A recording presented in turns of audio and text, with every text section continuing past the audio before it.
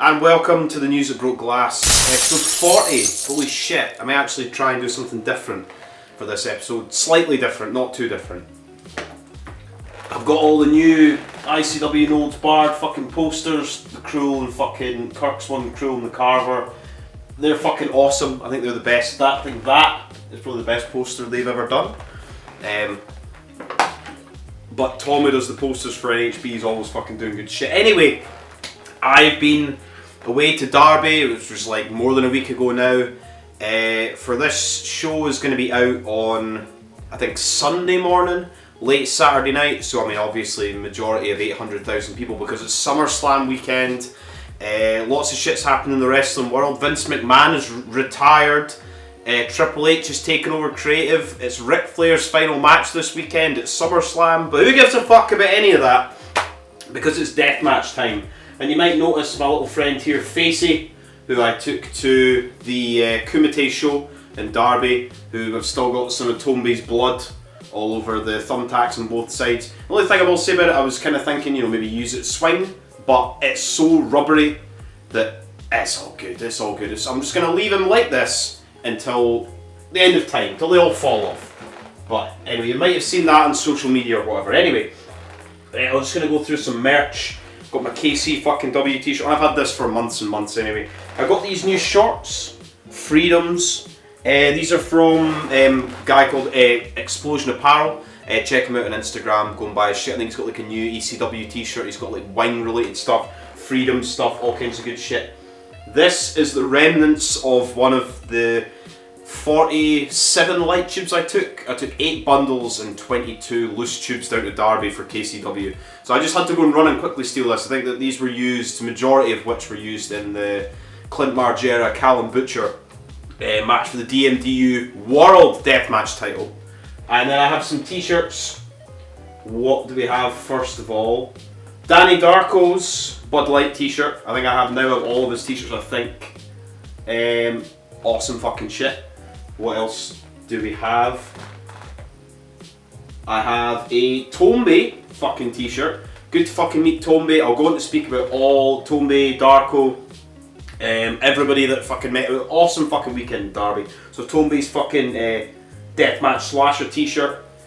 I also have another Darko t-shirt. I got this for a $5, a fucking $5. So the Last Best Hope Darko, it's red. Always like red t-shirts. Don't have enough fucking red t-shirts in Deathmatch World. And also, I think Joe either got these printed from somewhere or brought these back over from XPW, but I've always wanted one of these fucking t-shirts, so thank you, Joe, for giving me the opportunity to get one. It is a fucking XPW wrestling fucking t-shirt, and on the back it has, "You can't cancel what was cancelled." Woohoo! Very anti-woke, isn't it? And finally, a t-shirt that everybody motherfucking needs to buy. It is the Outlaw fucking Tournament t-shirt, but it is done by Sai fucking Ozawa. This is available on deathmatchoutlaws.com. They've got a new fucking swanky website, by the way, and they do have a new deal with Dream Eater Clothing, which I think is run by Marcus Crane's former missus. I forget her name, but I think they've got a thing in contact with her, Dream Eater Clothing and Deathmatch Outlaws. Marcus Crane tribute t-shirt, and all the proceeds of this t-shirt go to help fucking Hoodfoot with his injury. So I'm going to buy that today because subsequently in Derby I lost my fucking wallet and I didn't have a fucking bank card for like a fucking week. Anyway, enough of this shite. Notes. Wrestling.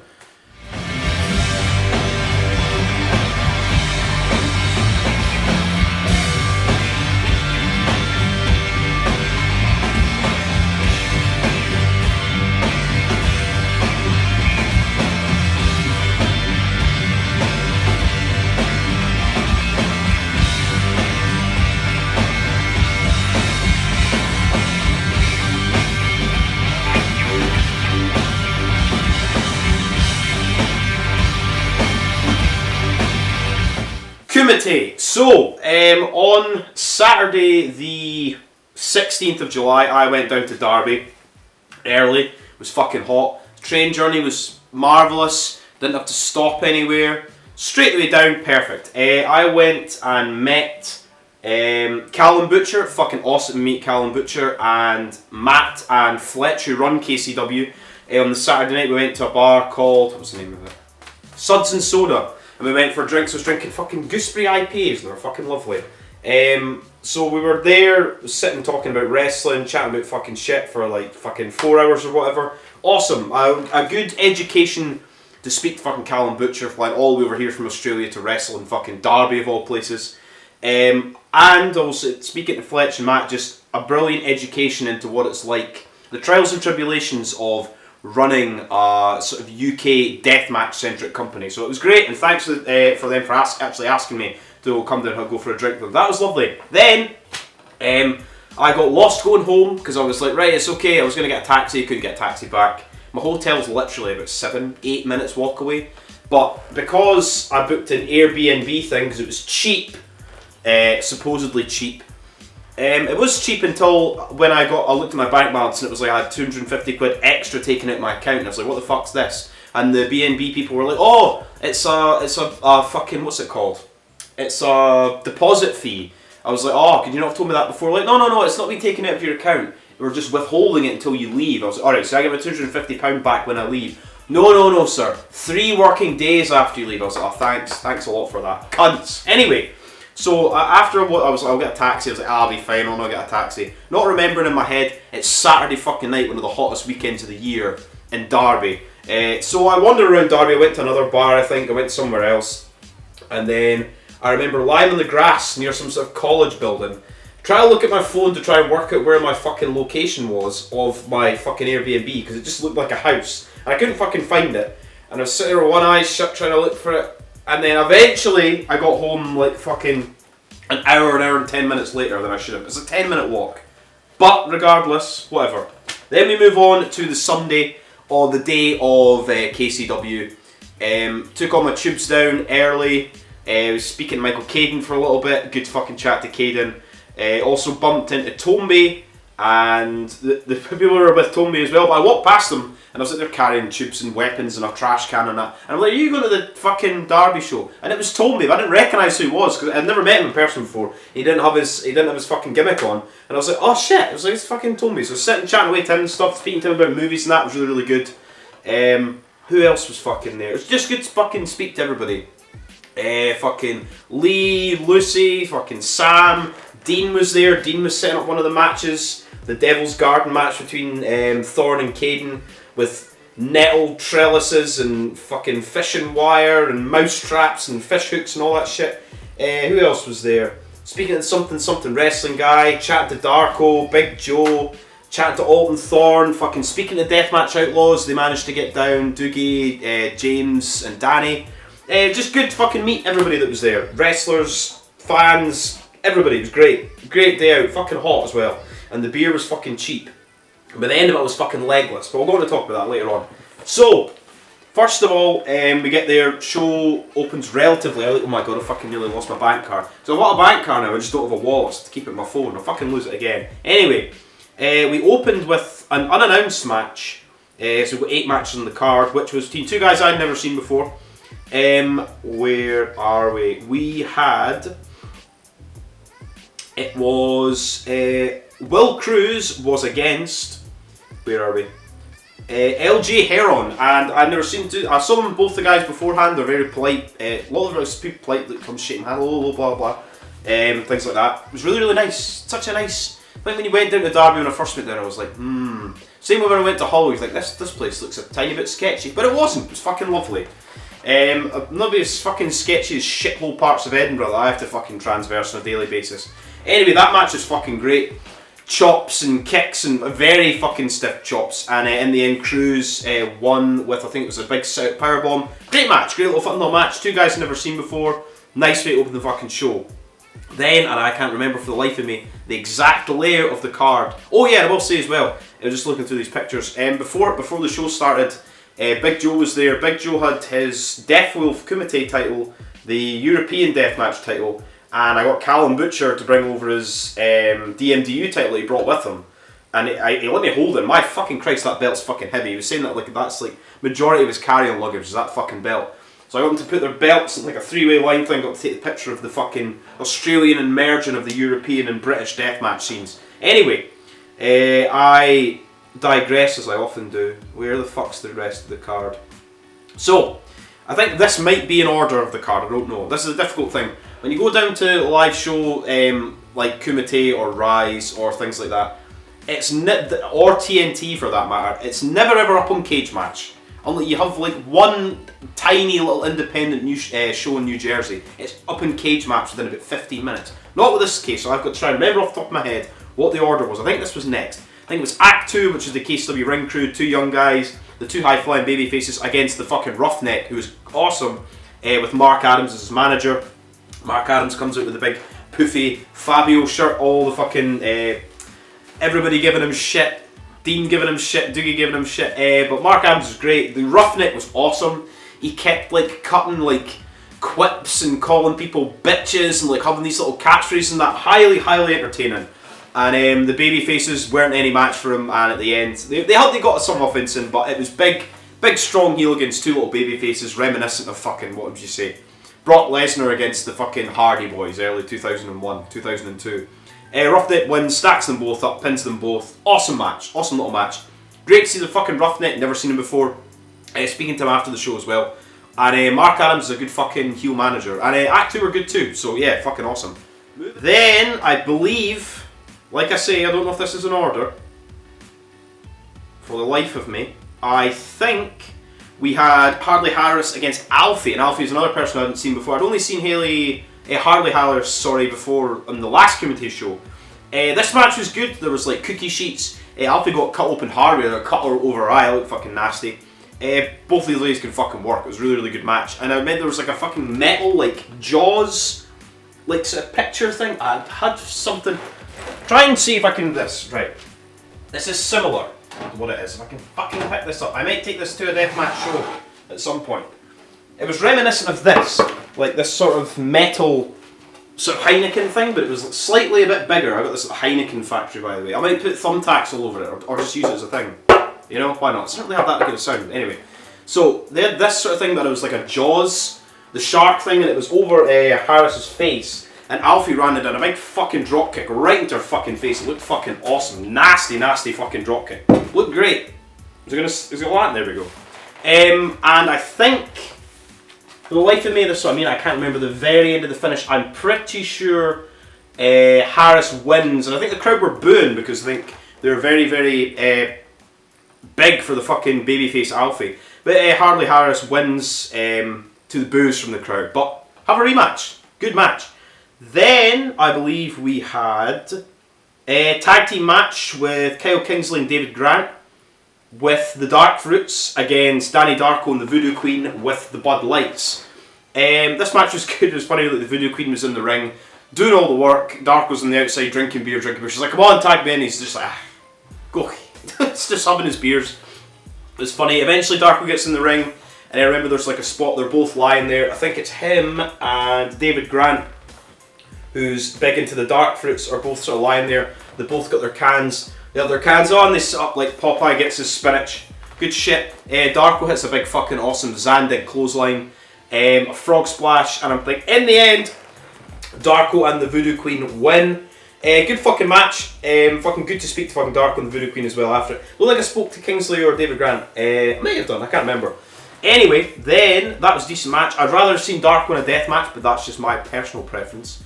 Then, I believe we had two best friends. I'd only seen Antonio. This is the thing with KCW, because I was speaking to Fletch the night before, where I was like, I'd never seen Alton Thorne or Tombe or Antonio Gonzalez or any of these guys before, because I'm not big into, you know, there's 800,000 fucking wrestling companies in the UK, and obviously all these guys are fucking amazing wrestlers, not just amazing deathmatch wrestlers, and I was like, I didn't know who they were, and so I'm sitting there thinking Alton Thorne, like, yeah, Alton Thorne's been wrestling for years and years and years, and I'm like, I've not seen any of it because I'm not, it's like, it's me being introduced to things. So that's what should happen when you go to wrestling shows. You should be introduced to people that you're like, you don't know who they are, you're not familiar with. You go and you're like, wow, somebody like the Roughneck, for example, or fucking the Roughneck, or Act 2, or fucking who else did we have on this show? Or Alfie, you know what I mean? People like that, Kyle Kingsley, David Grant, all these people that I'm just being introduced to, and you're like, these guys are fucking good, you know what I mean? So that's what I like about going to see these shows. Anyway, Tyler Owens and Antonio Gonzalez, who I think are tag team partners. This match was good. We got kicks and dives and flips and beating the fuck out of each other and forearms and shit. Eventually we got tacks, we got skewers. I'm sure Antonio Gonzalez got fucking skewered in the top of his fucking head. Got Death Valley drivered into the ring. And in the end, Antonio Gonzalez did win and beat his tag team partner. I forget what their name is. Does it have it written down somewhere? It doesn't. I'll find out for the next thing. But yeah, this match was fucking awesome. Antonio Gonzalez is fucking great. Tyler Owens is fucking great. First time with me seeing him as well. Unless he was on the last show in another capacity. But I can't fucking remember. Anyway, then we had a little intermission while Dean and ring crew and who else was there? Doogie was there helping set up light tubes, fish hooks, mouse traps, fucking all this shit for Michael Caden against Alton Thorne for the first quote-unquote death match of the evening. Because I suppose the Tyler Owens Gonzalez match was a kind of death match because we had skewers and tacks and chairs and whatnot. Anyway, Caden, Alton Thorne. We had, so just to start off with this match, so both sides of the ring are covered in chicken wire. One side's got light tubes on it, one side's got bottle caps on like thin bits of wood and fish hooks and thin bits of wood. One corner's got mouse traps in it, and then we have like a board of mouse traps, and then there's a trellis thing on the outside covered in nettles. So yeah, the match starts off and I think Caden just gets thrown straight into like the light tubes on the outside. I was filming little bits of this match for like a little highlight video you might have seen on the YouTube channel. I missed that bit. Caden got fucking thrown right to the light tubes. This match was awesome, very, very bloody. There was fish hooks were snapped off by Thorne. He's like stabbing it in Caden's arm and got cut quite bad, like where his elbow pad was. What else happened? We got Mousetrap was like stuck to Caden's back. They were sitting down having like a sort of barroom brawl, forearm fight in the ring, smacking each other with fucking light tubes. Just the pop of fresh light tubes, of brand new light tubes is mwah. We'll fucking love it. What else did we get? Caden does the sort of Drake Younger thing where he's off the top, does the big flip straight onto a fucking chair, looked fucking nasty. What else did we have? We had Thorne was thrown by Caden through a fucking trellis covered in nettles straight to the outside of the ring, to the far side of the ring. That was fucking nasty. And also Thorne had a bag of nettles put on his head and DDT'd by Michael Caden. That was a fucking great fucking spot. And Thorne taking another fucking bump where we had a sort of thing with like mousetraps set up between like a chair, I think between two chairs. He got sort of splashment and powerbombed by Caden through the thing, but he kicks out and he manages to beat fucking Caden with a fucking roll up. And after the match, the fucking Thorne wins, sneaky little roll up. Caden gets the mic, basically says, "This is fucking awesome, want to come back to Kumite, let's do this fucking match again." Great fucking death match. And afterwards, went for a smoke with Caden, managed to get some pictures that I've got on Instagram and whatnot. His face and his fucking cut in his arms. And it was fucking great. Fucking really, really good. Really enjoyed that fucking death match. And well fucking done for Dean to fucking putting all that shit together too. And then we move on to the semi-main event. We had Callan Butcher, the DMDU Deathmatch World Champion, or Australian Deathmatch Champion. But it is now a world title as it has been defended in fucking Derby of all places. Comes out with that very fucking heavy title, and he is against Clint fucking Margera for the belt. This is where we had all of my light tube bundles and various other light tubes were there. This match was awesome. Both these guys are so fucking crisp. We get lots of fucking forearm shots. We get Callan Butcher biting light tubes in half, stabbing Clint in the head with light tubes. Clint puts the Kumite chair, which I think is still for sale on Kumite's Facebook or Instagram. If I didn't just buy a shitload of fucking stuff, I would have actually probably bought that chair. Because I'm a sad mark. Anyway, chair on top of Callan Butcher in the ring. Oh, my cat's somewhere. You alright, Nellie? Clint sort of flips over the ropes, big leg drop onto the chair. What else did we have? We had a light tube battle with all my fucking bundles of tubes, which made me very, very happy. Got that filmed as well. What else did we have for this match? We had a table was set up in the ring. There was like, we were brawling. There's just so many fucking forearms, and they're just so crisp and good together. The first match I've ever had, it was fucking awesome. There was a door set up in the ring. All the other fucking tube bundles were put out. Clint fucking was power bombed by Callum Butcher right into the thing, but he kicks out. It was like, oh my god. Then he manages to get up. Callum Butcher does this sort of like kill shot thing where he smacks the back of their head with like a sort of forearm, like go to sleep fucking thing right to the back of his arm, and manages to pin Clint 1, 2, 3. Brilliant, fucking great match, great fucking match. Callum Butcher's on the mic and stuff, and thanks everybody and says he'll be fucking back. Great.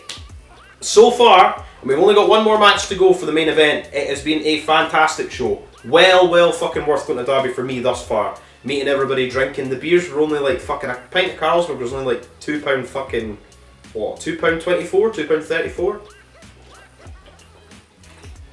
You get pints of Moretti where I'm from, and a pint of Moretti is about fucking £5.50. Bullshit. Anyway, and the main event. We removed all the canvases. We've just got the ring boards. We took all the turnbuckle pads off. And we have light tubes around the sides, and we have Tomby challenging Big fucking Joe, the international deathmatch superstar Big fucking Joe, for Big Joe's Death Wolf fucking championship. This match was fucking good. Unsurprisingly. Hello, Nellie. I know. They used the face hugger, which I was very happy with. What else did we get? We had fucking vicious light tube shots, light tube bundles. Fucking, oh my god, Tomby was bleeding so fucking much for this, so I got some pictures of that. We also, what else did we have? We had a barbed wire bong. Let's put up some nasty fucking DDTs into the fucking, into the boards by Joe and to Tomby. We had a barbed wire bong. Joe lights up the barbed wire bong with some herbal remedies. I wonder where he got them from. Puts the barbed wire bong like on Tomby's face with the barbed wire. Takes a hit, blows it out, takes another hit, blows it in the fucking ref's face. Good fucking times. And this match was, it was fucking ridiculous. There's so much fucking blood and glass. As well, fucking covered in glass when Joe got thrown into the corner. And the end comes when there's a bike lock is taken, and Tomby is bike locked with his neck to the top rope. And Joe's smashing him with fucking light tubes. Hits him with about 4 or 5 fucking light tubes. And then the something wrestling guy brought this huge fucking sword called Cerberus, I think it was called. Massive fucking light tube fan sword.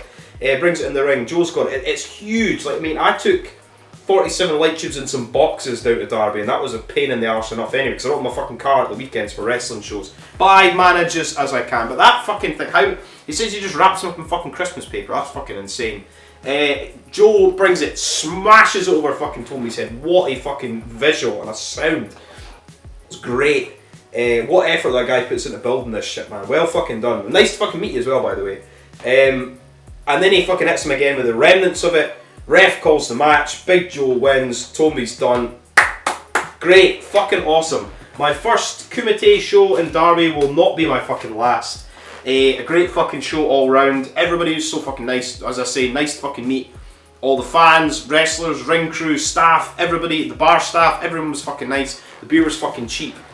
And then afterwards, me, Joe, Darko, Dean, Callan, various different people all went out. The Roughneck was there. We all went out drinking. I was hammered by this point anyway. Very drunk by this stage. From all the heat and all the Carlsberg. But I still went out for a little while, had a few more beers, got to speak to Alton Thorne about wrestling, which was really good. Just speaking to everybody after the show as well, chatting about to Joe and Caden and stuff. Just listening and getting the information and the sort of the knowledge that these guys have about fucking deathmatch wrestling. It's invaluable. And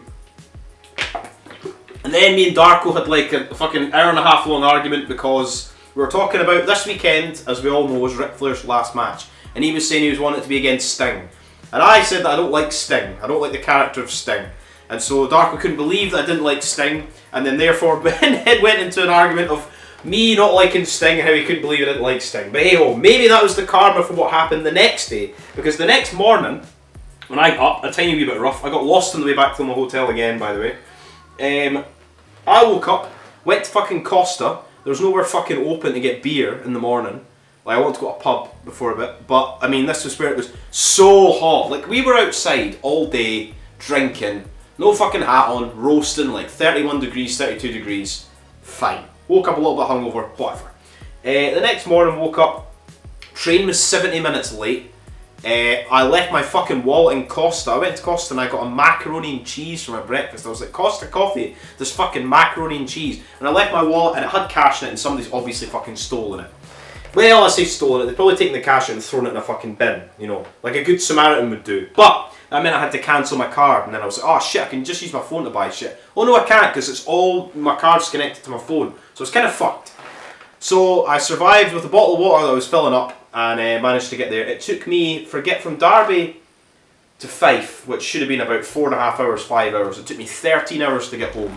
One point there was 4 hours sitting between Durham and fucking Newcastle because the fucking train tracks caught fire. So I've lost my wallet, there's no air conditioning, 13 hours, no food to get back. Yeah, it was, the day afterwards was a hellish, horrible, dog shit day, and all the trains were cancelled. I managed to get my money back, and I got my deposit back, and I finally got a bank card and all this shit. But it was kind of crappy, but I assumed that all these delays and me losing my wallet was karma for me saying I didn't like Sting. But, hey ho.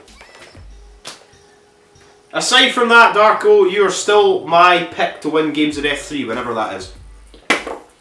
Anyway, that was Derby. I'll be back. I appreciate it. And also, I got lost in Derby on my own Saturday and Sunday night, very, very drunk, and I was not mugged, stabbed, raped or murdered. So, hey ho! Could be a lot worse. Anyway, I move on to the next review of New Fear fucking City. New Fear City's great American trash. This was held at New York in the Sovereign Bar on the 13th of July. And I need to go to my phone to get my notes. Where the fuck is it? I enjoyed this show. I liked the venue. It was like sort of like out the back of a bar. It was all like astroturfed. It was like a very, very long, big corridor. It looked like a fucking decent crowd. Sexy go-go dancers. There was bands. I skipped past that. But where the fuck are we? So, Great American Trash. We had No Ring American Gauntlet Deathmatch. Big Game Leroy. Dr. Redacted. Dr. Redacted was running out, fucking going mental, screaming and stuff. I enjoyed him. The Passion. Killian McMurphy. I like the name of that. Kit Osborne's there, calling everybody hipster cunts. Enjoy that. Good for Kit Osborne. Man Bun Jesus, who was out with some multicoloured teddy bears again. Santa Shiva, who was like a sort of Mexican Shiva like ram thing, kind of reminiscent of like an old fucking Chikara gimmick or something. We got Big Dust, Abs and Puff, who Puff is very, very over. So this was just your usual sort of slapstick comedy, brawl, final pinfall, elimination gauntlet thing. I remember Shiva dancing, that was funny. I remember Dr. Dacted running out. I remember Kit Osborne being pretty funny. What else did we get? There was a guy called Abs, who was like a fat guy with a t-shirt with abs on it. And Puff, and he was calling Puff, he was calling Puff fat. He was calling Shiva something about a Mexican. And then they were taking turns with a chair and like smacking him in the abs. And obviously he's meant to be ripped, and he's like, ugh, he's like holding it in, but obviously he's like not. And he's like, Jesus Christ, he's like, give me a minute. In the end though, Abs won, which I thought was quite funny. I enjoyed his gimmick the first time we seen him. So that was alright. I mean, that match was like, I don't know, fucking 20 minutes or something, pretty good. Then we got Warhorse. This is for the PP British title no ring match. PPW, sorry. So Warhorse is somebody who I've seen bits and bobs, so I've seen like maybe a handful of matches of Warhorse. I should really have seen more. He's everywhere, but I think he usually wrestles in. He did like a sort of like a tour of the UK. I even think he was meant to maybe even be in Rise or something recently. Who knows? Anyway, he was against Gabriel Sky. This match was decent. Warhorse is very, very over. I enjoyed this match. I'm just surprised I've not seen as much of Warhorse as I should have done. But I mean, maybe it's because I don't really watch that much Beyond. I think that's mainly where I've seen him from, Beyond Wrestling. Anyway, Warhorse wins in the end. Decent match. I won't go over the spots for it, but I will say for this show, it's on IBTV. It's like an hour and a half. There's sexy go-go dancers. There's bands if you like that sort of thing. I do like bands, just not the music. They were not my thing. Not my cup of tea. Everybody's allowed to enjoy different cups of tea with different milk and different amounts of sugar in it. Then we got a match which was a battle of the ages, which was Hot Dog Starks against Cheeseburger of ROH fame. Cheeseburger's out obviously with the cheeseburgers. Hot Dog Stark is actually in a hot dog outfit and he's got like big white like Mickey Mouse-esque hands. And they're fighting with cheeseburgers, they're biting cheeseburgers and hot dogs. the cheeseburger's eating the hot dog. People are on commentary. They're saying, "Oh my god, he's eating his family and everything." It was very, very funny. I enjoyed this match. It was what you would think for a cheeseburger versus a hot dog, if that makes sense. Like, I would have pictured this.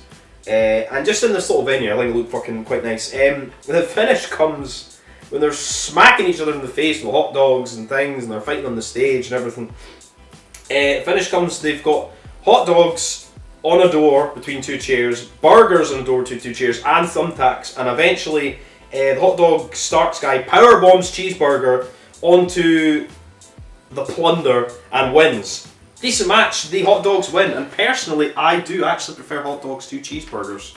So there we go. And then in the main event we had motherfucking Ruben Steele, one of my favourite fucking wrestlers in the world, returns. First match I've seen him back in against motherfucking Casanova Valentine in a death match. For this we had the go-go dancers being picked up and sort of ran and using their feet to kick fucking Ruben Steele in the face. We had Ruben Steele bleeding motherfucking buckets. We had big fucking light tubes. Like, Ruben Steele's face was covered in blood. Like, if somebody turned the faucet on, as they say in America. The tap. On the fucking face is covered in fucking blood. Light tube bundles. There was a bit for the end of the match where there was like a sort of barbed wire structure. It's kind of like a table, barbed wire set up. Light tubes were put on top of it. The go-go dancers smacked Ruben Steele. Boo! Boo! You might be sexy, but boo! Smacked him with light tubes, and Casanova Valentine fucking powerbombed Ruben Steele. Threw light tubes and barbed wire into this thing and ends up winning the match. Holy shit. What a fucking bump. It looked fucking horrible. Ruben Steele's fucking bleeding. And his back's covered in fucking blood as well. But, awesome fucking show. Enjoyed it. Very, very short show. I think it's an hour and a half. Just watch it. It's good. Even for just the main event, Casanova and Ruben Steele, bloody, violent, really, really fucking good. New Fear City's entertaining, and the shows are short, so yeah, go your way to watch that. Then I watched H2O's Monday Night Death, number 2, which was on the 18th of July at the H2O Centre. And just to go, I'll quickly go over this show, because I don't remember everything about it, because as I say, I'm going to do this later on into this. I'm going to be covering GCW's GCW versus the People, or the People versus GCW. I'm going to be watching that tonight, and that review is going to be added into this video. But for that show, I'm going to write notes for the entire show. I'm not just going to try and remember off the top of my head. I'm going to try and do that from now on for the future, and try and write notes for every single match, because now I'm getting to the point where I'm watching so much fucking wrestling to try and review it. And I'm just doing it off the top of my head. And my brain, because of beer and concussions and whatnot, doesn't remember the best. And I can't be bothered rewatching shows like 2-3 times. So I'm going to start doing that. Because 40 is the new black or something. Who knows? Anyway, so we got Johnny Radix is going to be against Troy Locke. Never seen these two guys before. They were beaten down by two heels. One of them is a former H2O student guy who's now turned heel. Whatever. Next match we got Rocket the Man with 7,000 abs against Darren Hardway. We get Saliso Vega, not Selena Vega, and Rocket and their thing that they're doing with the tag team champions. I think at the next show in August for Like a Hoss, we have got Leroy Robson is going to be against Saliso Vega. So we're doing the singles matches. Match pretty short. Rocket's fucking good. Rocket wins. Eventually we're going to get them fighting for the tag team titles. And I assume that the champs will probably retain in the end. Then we got Andy Brown, who is a guy I've never seen before, who was teaming with Tara Calloway. I think they said she was like, he was her trainer, or he trained her, or something like that. And they were against Keepers of the Gate, Duncan Aleem, who is one of the best fucking guys in H2O, and Mike Quest, because Jeff Campbell's not there, as he was kicked out after losing to fucking, what's his name? After losing to Mitch Vallon. That's it. My God, my brain. I was thinking in my head. I was like, what's his name? See, this is what I mean. This is why I need to fucking write everything down. So anyway, the Keepers of the Gate were beaten, quite short-handed work by Andy Brown, Tara Calloway. Shame. Duncan Aleem was in the match. It was over. Pretty good. I enjoyed it. Quick. Then we got a 5-way scramble match, and I was messaging somebody. I was messaging a couple of people at the time, and I was like, "Is this for the hybrid title?" I was like, I've got like onset dementia or Alzheimer's disease or something. I was like, is this for the hybrid title? I was like, none of these people have got the hybrid championship. I was like, isn't this a ladder match? Like, no, it's just a scramble match. I was like, oh, whatever. Anyway, so we've got Dylan McKay, Kit Osborne, always good to see Kit, Ryan Radix, Jimmy Lloyd, and Marcus Mathers. And Marcus Mathers wins, flips and dives. You know what you're going to get with a scramble match. Very quick, Marcus Mathers is sort of the biggest over sort of young babyface in the company. And he is going to go on, as we go on for the next match, to challenge for the H2O title at the next show. And the next match was followed by Colby Corino comes out, heel Colby Corino with his belt. Says, blah, blah, blah, I'm only defending my belt if it's NWA rules, blah, blah, blah. No over the top rope, no weapons, disqualifications, etc., etc. Anthrax comes out. Anthrax is beaten, short-handed work, I think with feet on the ropes by Colby Corino. Because he's a heel, you see. And using his dirty, dastardly tactics, he says, I want to use NWA rules, but he still cheats. My God. Who'd have thought? Anyway, then, I think he's beaten down Anthrax after the match. Marcus Mathers comes out, takes the belt that's left in the ring. Colby Corino's like, give me my belt back, He's like, no, you fucking me next month, you can't. So we're going to get that match at like a hospital, we're going to talk about that. Then we got a tag team match because Ryan Redfield and Manders have put their differences aside, or have they? Their tag team, motherfucking Big Hoss tag team, against Devantes and Gigi Everson, a tag team match. This was great. Chops, fucking forearms, lariats. Just four big guys fucking kicking and chopping and punching and suplexing the fuck out of each other. In the end, there's a little bit of miscommunication. How will they ever get along between Manders and Ryan Redfield? I think Ryan Redfield's going to go and get the pin on Gigi Everson, I think. Manders tags himself in, Manders gets a lariat, gets the pin on Gigi Everson. Then they're all fighting in the ring, they're all bitching each other, blah blah blah, everybody's all fighting. The two teams have fallen apart, and then we're going to get next month as well. Manders is like, right, us four, fucking four-way dance, horse fight, let's do forearms and lariats. I'm happy with that, good fucking times. Then, Ahmed Valerio and Reed Walker for the title ladder match. The ladders in H2O make me scared because there's never ever anybody holding the bottoms of them, and they always look like they've been in storage for like 4 or 5 years. This match was good, lots of sick nasty spots, but in the end, Adonis Valerio wins. I was like, what the fuck? They made him lose his belt to Billy Starks. Billy Starks had the belt for a day to lose to Reed Walker. Now Reed Walker's just lost it right back to Adonis Valerio. I was like, what the fuck? I mean, I loved Adonis Valerio. I just expected Reed Walker to get a longer run with that belt. Maybe I'll probably fucking win it back. But I was very shocked at that. Then, what do we have? Where the fuck is it? My phone's a piece of shit. We had Matt Tremont against Sawyer Wreck. Fucking Sawyer Wreck's debut. Fucking love Sawyer Wreck. Probably one of my favourite fucking wrestlers, deathmatch wrestlers, women's wrestlers in the fucking world. So Tremont, Sawyer Wreck's out first. Very, very happy with herself. Always love her when she's hitting offense or anything. She's always fucking smiling and manic, like laughing and smiling. Great. Matt Tremont comes out with a sort of light tube, like bundle of like 4 all taped together, like in a sort of line.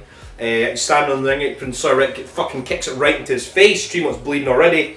We got light tube shots. We got doors. We got brawl on the outside. Fucking chops and forearms and punches and shit. I think there was like a sort of a door.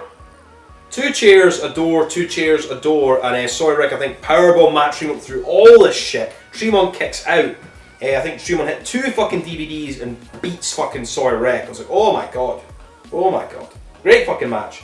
And then I believe, after this match, if this is the right match, I think Casey Kirk comes out and basically says that, well, basically we're going to get Matt Tremont, Casey Kirk at fucking the next H2O show. And also earlier in the night, it was announced by Brandon Kirk came out, and Lucky 13 were out, and basically it was set up that now Lucky is back after grieving for his dad. R.I.P. to fucking Lucky's dad, by the way.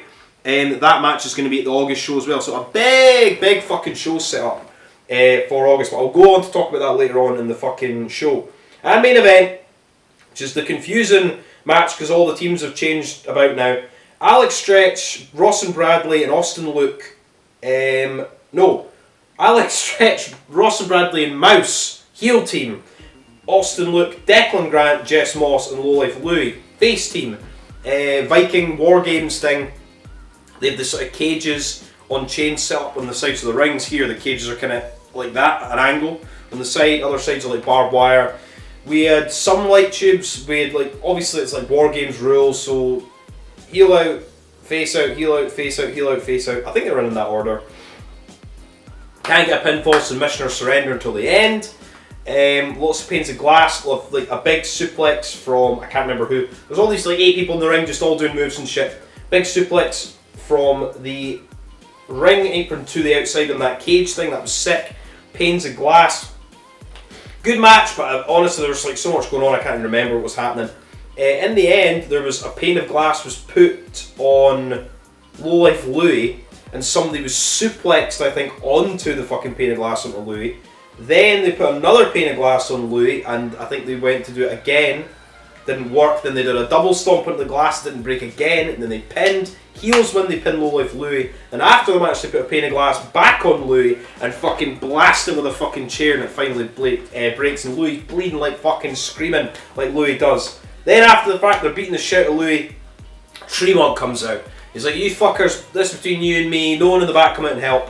He's standing there, the 4 of them sort of surround Tremont. Then Anthrax comes out with a light tube bundle, blasts Tremont in the back. Anthrax is with, and I had to fucking write this down because I forgot the name of their fucking heel stable. The heel stable that is Mouse, Copeland, Ross and Bradley, Stretch, and now Anthrax. If Stretch and Anthrax are a part of this group or not, is called The Fallen. Remember that because I forgot it. So Anthrax is there, blasting Tremont, blah blah blah. Alex Stretch gets a microphone and basically challenges to the show in August that is after like a host called Separate Ways, I forget the date. And it's going to be Alex Stretch, Matt Tremont, no rope barbed wire. So that's H2O. I enjoyed the show. There's a lot of the booking decisions are sometimes baffling and at some point, but for me, I was saying this to a couple of people online, sent to my friend Mark and stuff.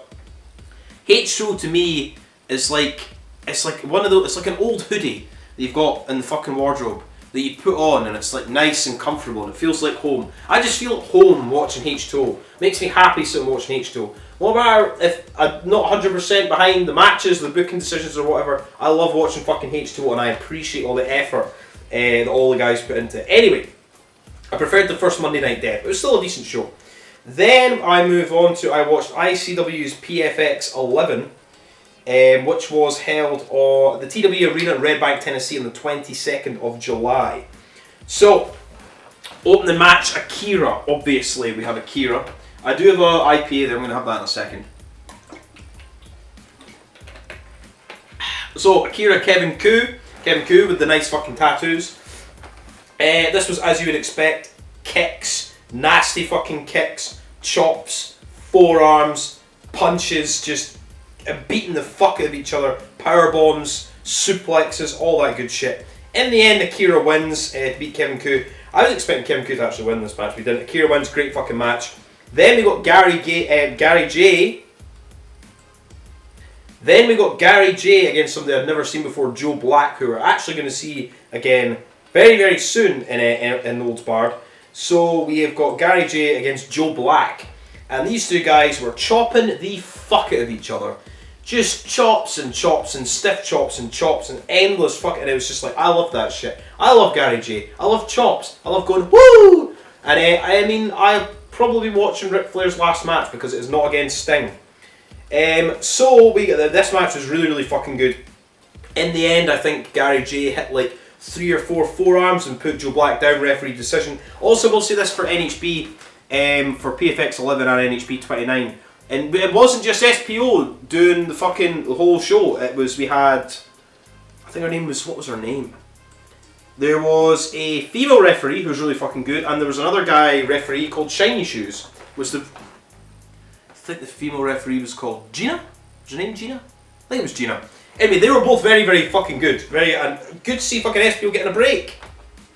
Instead of just fucking, you know, doing fucking Broadway and just doing the whole fucking thing all on his own. So yeah, it was good to see these 2 new referees and, you know, get SPO to get, you know, sit there and have a fucking beer.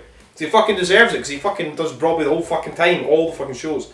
Anyway, then we had Adam Priest, who reminded me, with this sort of little belly top thing, of a sort of post-WWE Mike Lockwood, Crash Holly, with this sort of like brown hair, he kind of looked a bit like Crash Holly. He's fucking good too.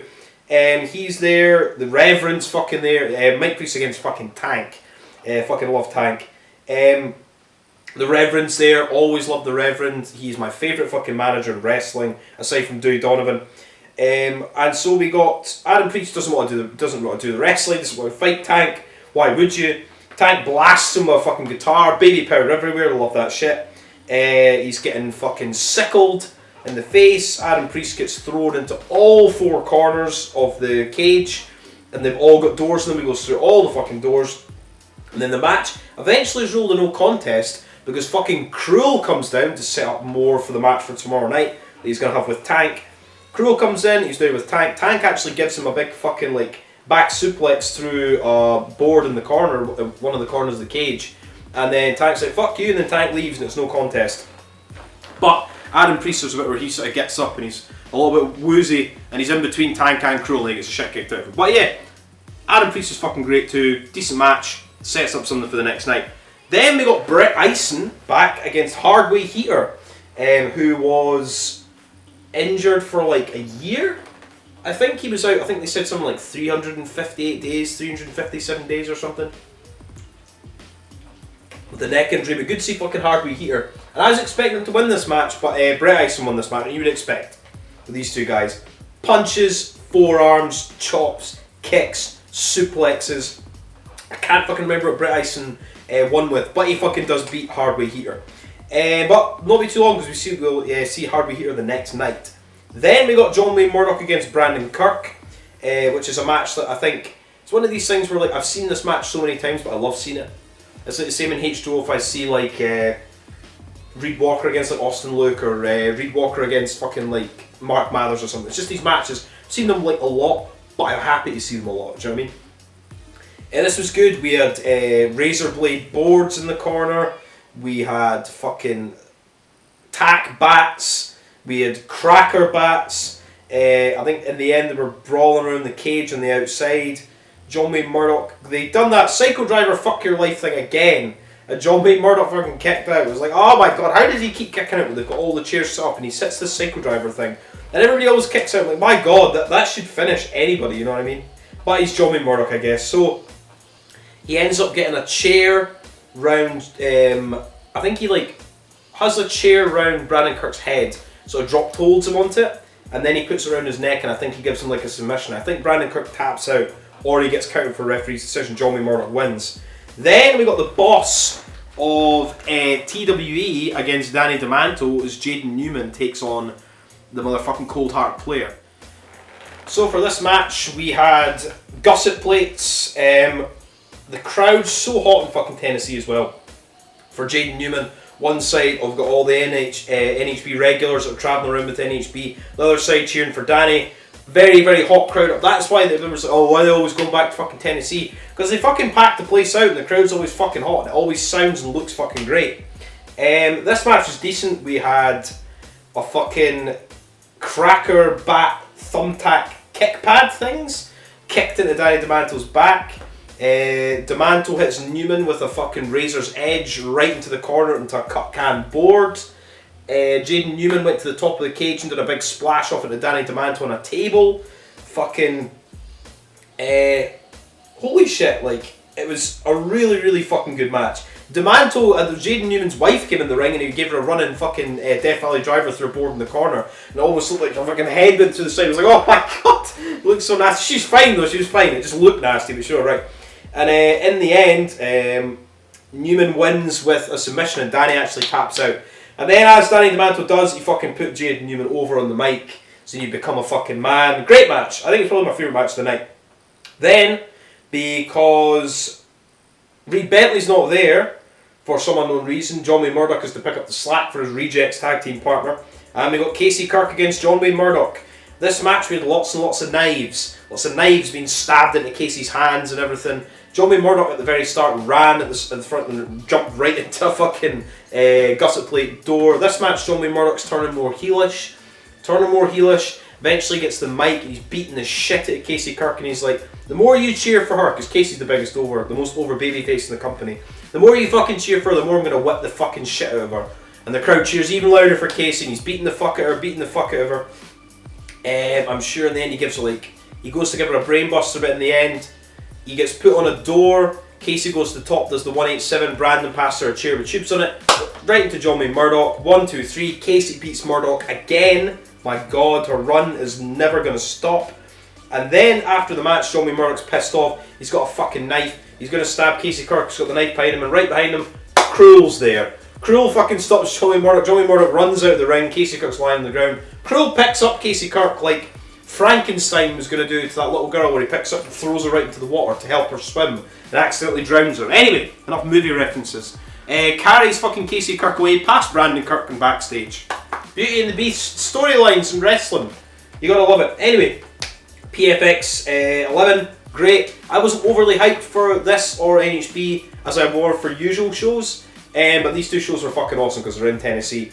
Like, as usual, NHB don't do bad shows. Then I move on to watch the fucking, where is it? Nodes Barred Volume 20 So, opening match, we got Akira, obviously, against Malcolm Monroe III, coming off that match that he had with Neil Diamond Cutter, which was fan-fucking-tastic at the Pit 7, the Deathmatch Circus. This match was good, but it is not a patch in Neil Diamond Cutter against Malcolm Monroe III. There's a fucking nice fucking Pele into some fucking light tubes at the start. I cannot remember me for the life of me how this match finished, but I'm fairly sure Akira wins, but I can't remember how he won. But decent match, went quite long as well, as usual Akira matches in the chains do, openers. Then we got Hardby Heater against Gary J, as you can imagine. Chops, forearms, I think there was a gusset plate, because Hardby Heater was fucking bleeding. Or maybe that was in the match before Brett Ison hit him with a gusset plate. They were fighting on the outside. This match was fucking good, and in the end, Hardby Heater wins. I was surprised at that, because I was like, Brett Ison beat him in PFX. I'm like, surely Gary J is going to fucking beat him. But he didn't. Hardby Heater wins. Then, hopefully get more Gary J. Love Gary J. Have him on every fucking show. Demanto comes out, basically says, your passion for wrestling, like you'd come out and help out when you weren't even wrestling, when you were injured and stuff like that. And basically says, at the Battle of the Tough Guys tournament, which Gary J is in, by the way, because if he wasn't, he should have put him in it as well. Hardby Heater, you're in the fucking Battle of the fucking Tough Guys. And I'll go over that fucking card in a minute, and it's holy fuck, it looks like one of the best fucking lineups of any fucking wrestling tournament I've seen in a motherfucking long time. And then, what else was next? We had Dale Patricks against Brandon Kirk. This was strange. Dale Patricks, get a new jacket, please. I like the jacket, but it's all ripped and fucked. Please get a new jacket. Anyway, at the start, where Dale Patricks puts his jacket, his glasses, and his cigarette on Brandon Kirk, then blasts him a light tube. Like, good fucking comedy shit to start off. They're both bleeding, hitting each other with light tubes. I'm sure there's a trash can involved, beating the fuck out of each other. And I just want to see Brandon Kirk win, but no, Dale Patricks fucking won. Sure, it was with probably his choke slam and then his little short pile driver thing. Dale Patricks wins, boo, but hey ho. Brandon Kirk can lose every fucking month and he's still fucking great. Then we got probably one of my favourite matches of the entire weekend, is we got Cruel against fucking Tank with the fucking Reverend. The Reverend's so great on the mic. So Cruel's out, we've got Tank and Cruel beating the fuck out of each other. I think Tank like choke slammed Cruel through like a door at the start, like a big nice choke slam. Cruel does the big taker dive. At one point Cruel did the like top rope Kane clothesline that Kane used to do over the top rope, which was pretty fucking cool. On commentary I think they mentioned it as Undertaker, but I'm pretty sure it was more a Kane than an Undertaker move. What else did we get? We had gusset plates. Slapped at the Tank, Tank takes the fucking top off, Cruel's not wearing a fucking shirt, smacked at the Cruel, smacked at the Cruel, smacked at the Tank, the blood's pouring down both guys. Awesome, there's like a big bucket, we had it in the night before with Casey Kirk, John Wayne Murdoch, where it's like a kind of wash basin just full of fucking gusset plates. Gusset plates, gusset plates, gusset plates in Cruel's head, fucking punching the fuck at each other with cracker bats hitting to Cruel's back with thumbtacks on them. This match was fucking awesome, and in the end, I mean, I didn't know how Cruel was going to fucking put Tank away. Tank's a big fucking guy, locks on the rear naked choke, Tank fucking, he fades away, Cruel fucking wins. Great fucking match. The Reverend puts over Tank at the end, then Cruel comes back out, to look at tag, they're both looking at each other, kind of give each other a nod. Great, make them a fucking tag team. I'd love the ref to be fucking Krill's manager. Then, trying to do these fucking things as quickly as possible because I don't want these shows to go 2 fucking hours. Anyway, got John Wayne Murdoch against Danny DeManto. Earlier on in the show, Johnny Murdoch was meant to fight Tommy Vendetta. And Tommy Vendetta's not there for whatever reason, and he's basically, right, comes at the start, he's like, right, boss, blah, blah, blah. He's like, I've always wanted to fight you in the chains. I fought you at all these other companies. I fought you in the pit, blah, blah. Never fought you in the chains, like, so me and you. He's like, are you going to be a bitch like Brett Lauderdale, blah, blah, blah. So, we're using the GCW heat thing, fair enough. They put up these big fucking trellis things, reminiscent of something I'd seen somewhere else. With gusset plates all over them on both sides of the ring. There was light tubes everywhere. There were so many fucking light tubes. Cracker bats, thumbtack bats, gusset plate bats, loads of shit. John Wayne Murdoch comes out wearing a GCW t-shirt. Oh, the heat, obviously to a fuck GCW chant. That was funny. Heel John Wayne Murdoch's fucking really good. Love heel John Wayne Murdoch. He's now turned fully heel, by the way. He is now no longer the babyface Duke. He is now heel John Wayne Murdoch, the GCW superstar. He also puts over and he's like, yeah, he's like, I wrestle for the best deathmatch company in the world, GCW. Excellent shit. This was light tubes blasting each other. Outside they were sitting on chairs, smacking each other in the arms. The fucking gusset plate bats look fucking nasty. Both guys are bleeding like fuck. What else did we have? Danny DeManto a big fucking a big frog splash, sorry, from the top right to light tubes all over the front. Both guys blasting each other with big light tube bundles, gusset plates. Fucking John Wayne Murdoch smashed Danny DeManto in the head with a big light tube bundle and is like stabbing it like right into his fucking head. And I think in the end, John Wayne Murdoch got something stuck in his hand, got a bit of glass stuck in his hand. I think they went to the finish early. And he gave Danny DeManto's brainbuster thing through a chair. But DeManto fucking kicked out. And then John Wayne Murdoch, I think, had a chair or something, put Danny DeManto in a submission. DeManto fades away. John Wayne Murdoch's like punched him in the head when he's gonna tap. He fades away. John Wayne Murdoch wins. Boo, boo, fuck GCW, boo. But a good fucking match. I like how they're using like Brett Lauderdale and the GCW thing to like further storylines and make John Wayne Murdoch like a bigger heel. It's great. Then in our main event, and we have the main event. I mean, this show only has 6 matches on it, and like when I first saw it, I was like, oh, I wish we had 7 or 8, but we only needed 6. The show still went like 2.5 hours. 6 fucking matches, and none of them are like overly long. So we had Eric fucking Ryan, the former American Deathmatch champion, against the biggest babyface in No Holds Barred, Casey motherfucking Kirk, who has a new t-shirt on Deathmatch Worldwide, by the way, and I'm finally, today, putting in an order for some Deathmatch Worldwide shit. I'm going to get a H2O t-shirt, and a Tank t-shirt, and a Casey Kirk t-shirt, and some other sort of t-shirt. So I've finally been paid, and I've finally got a bank card. I'm just going to have this IPA. It's just fucking shitty Brewdog, I've one left in the fridge. It's Friday. Why not?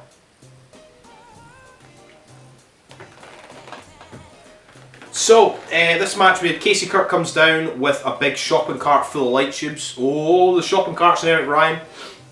Eric Ryan comes out at the very start of the match. He passes Casey Kirk a light tube bundle, then does his big shotgun drop kick. Awesome. A lot of this match was Eric Ryan just blasting Casey Kirk with tubes. To start the match, blasting her, he gave her like a rude awakening neck breaker into a bundle of light tubes. Gave her a big backdrop into a bundle of light tubes, and he's getting the mic and he's like, you're not gonna fucking get anywhere. Your fucking run is fucking over. Casey Kirk comes back. Fucking, she sort of there's all these sort of bundles set up beside the chains. She like Irish whips out Ryan right until the bundles. She puts the bundles on Eric Ryan, sitting beside the chains behind him. Runs and there's a big sort of splash into the fucking tubes. Eric Ryan did threw fucking all these loose tubes right in her fucking face. My god, that looked fucking awesome. What a fucking, like, Abdullah Kobayashi fucking style, man. Great. And then Casey Kirk manages to get her win back. Blasting Eric with light tubes, smacking the fuck out of him. Eventually she manages to turn the tide. Smacks Eric with something. There's a pane of glass. Eric Ryan's underneath the glass. Casey goes to the top. 187 thing with a chair right through the glass. And the glass is weird. It's like one of these ones where, like, you've seen them before where it kind of breaks.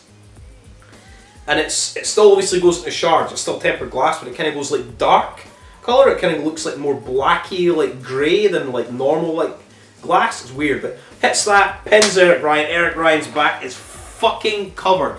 he gets like the best like beater backs like in fucking wrestling. He's covered in fucking blood, and he walks away, comes out, and then Demanto comes out and says, Casey, you fucking done it. You beat everybody. You beat me. You beat your husband. You beat fucking John Wayne Murdoch. You beat Eric Ryan. You beat everybody. You beat Joe Bateman. So, in September, motherfucking Joe Bateman is bringing that American Deathmatch title back to New York, New Jersey, in the Hart Ballroom, September 10th, and you're going to have your fucking one-on-one American Deathmatch title with Joe fucking Bateman. I was like, oh my god. And in my head, I was like, hang on, that means the title can't change hands in Australia, but then me forgetting the Australia tournament's in October.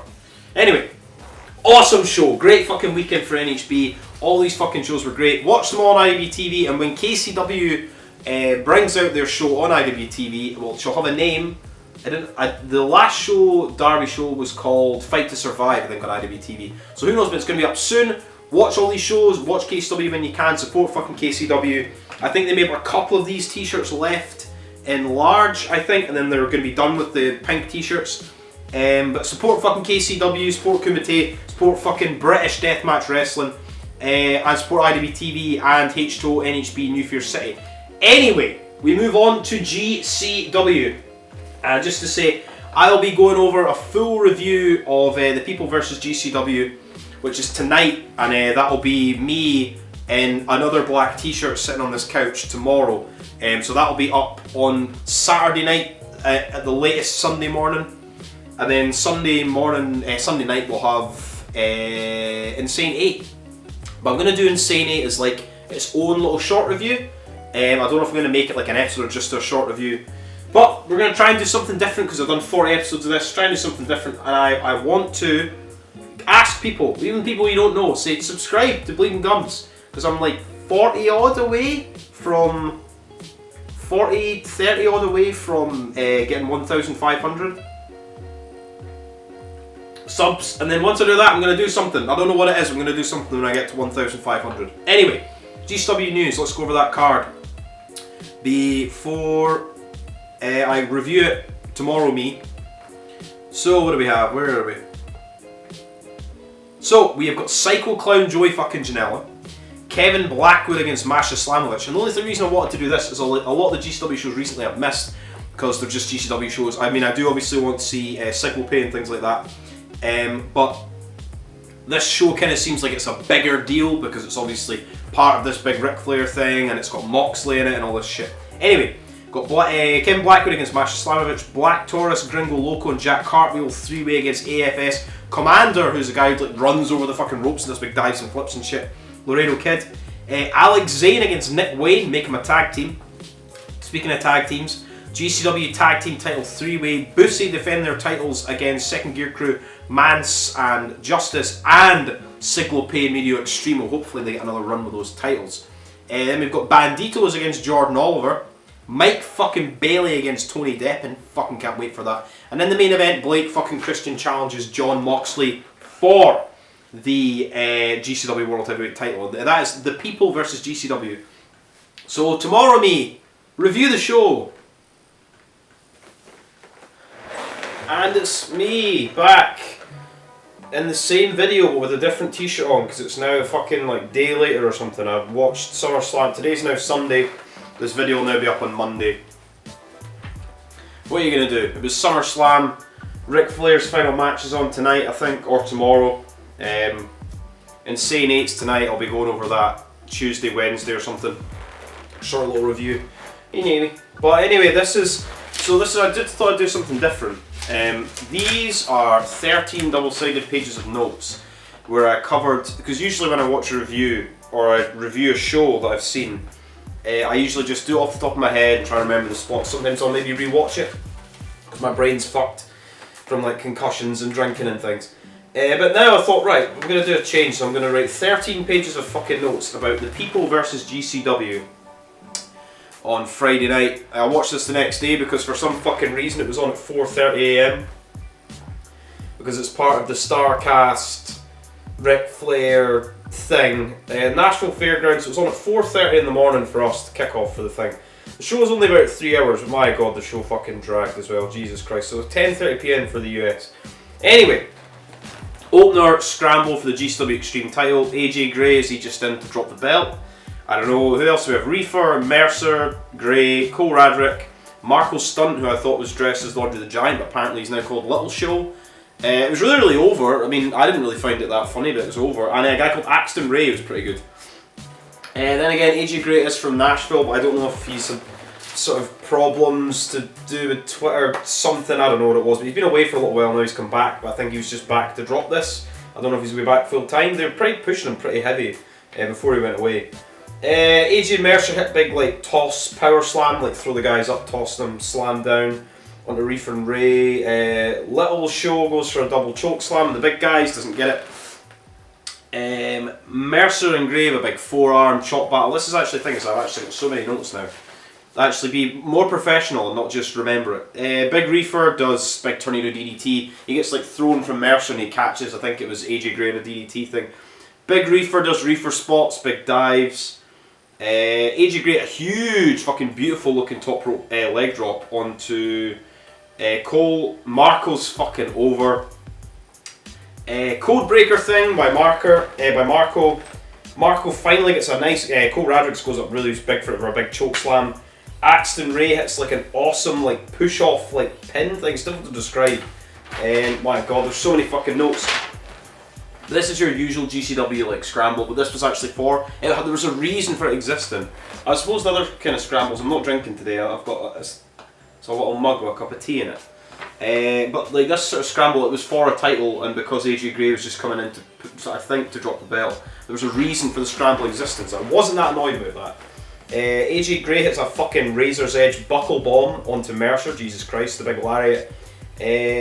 We got fucking, I think it was AJ Gray, I think, done a big dive to all the guys on the outside, and I think they missed him. They just like went straight to the floor.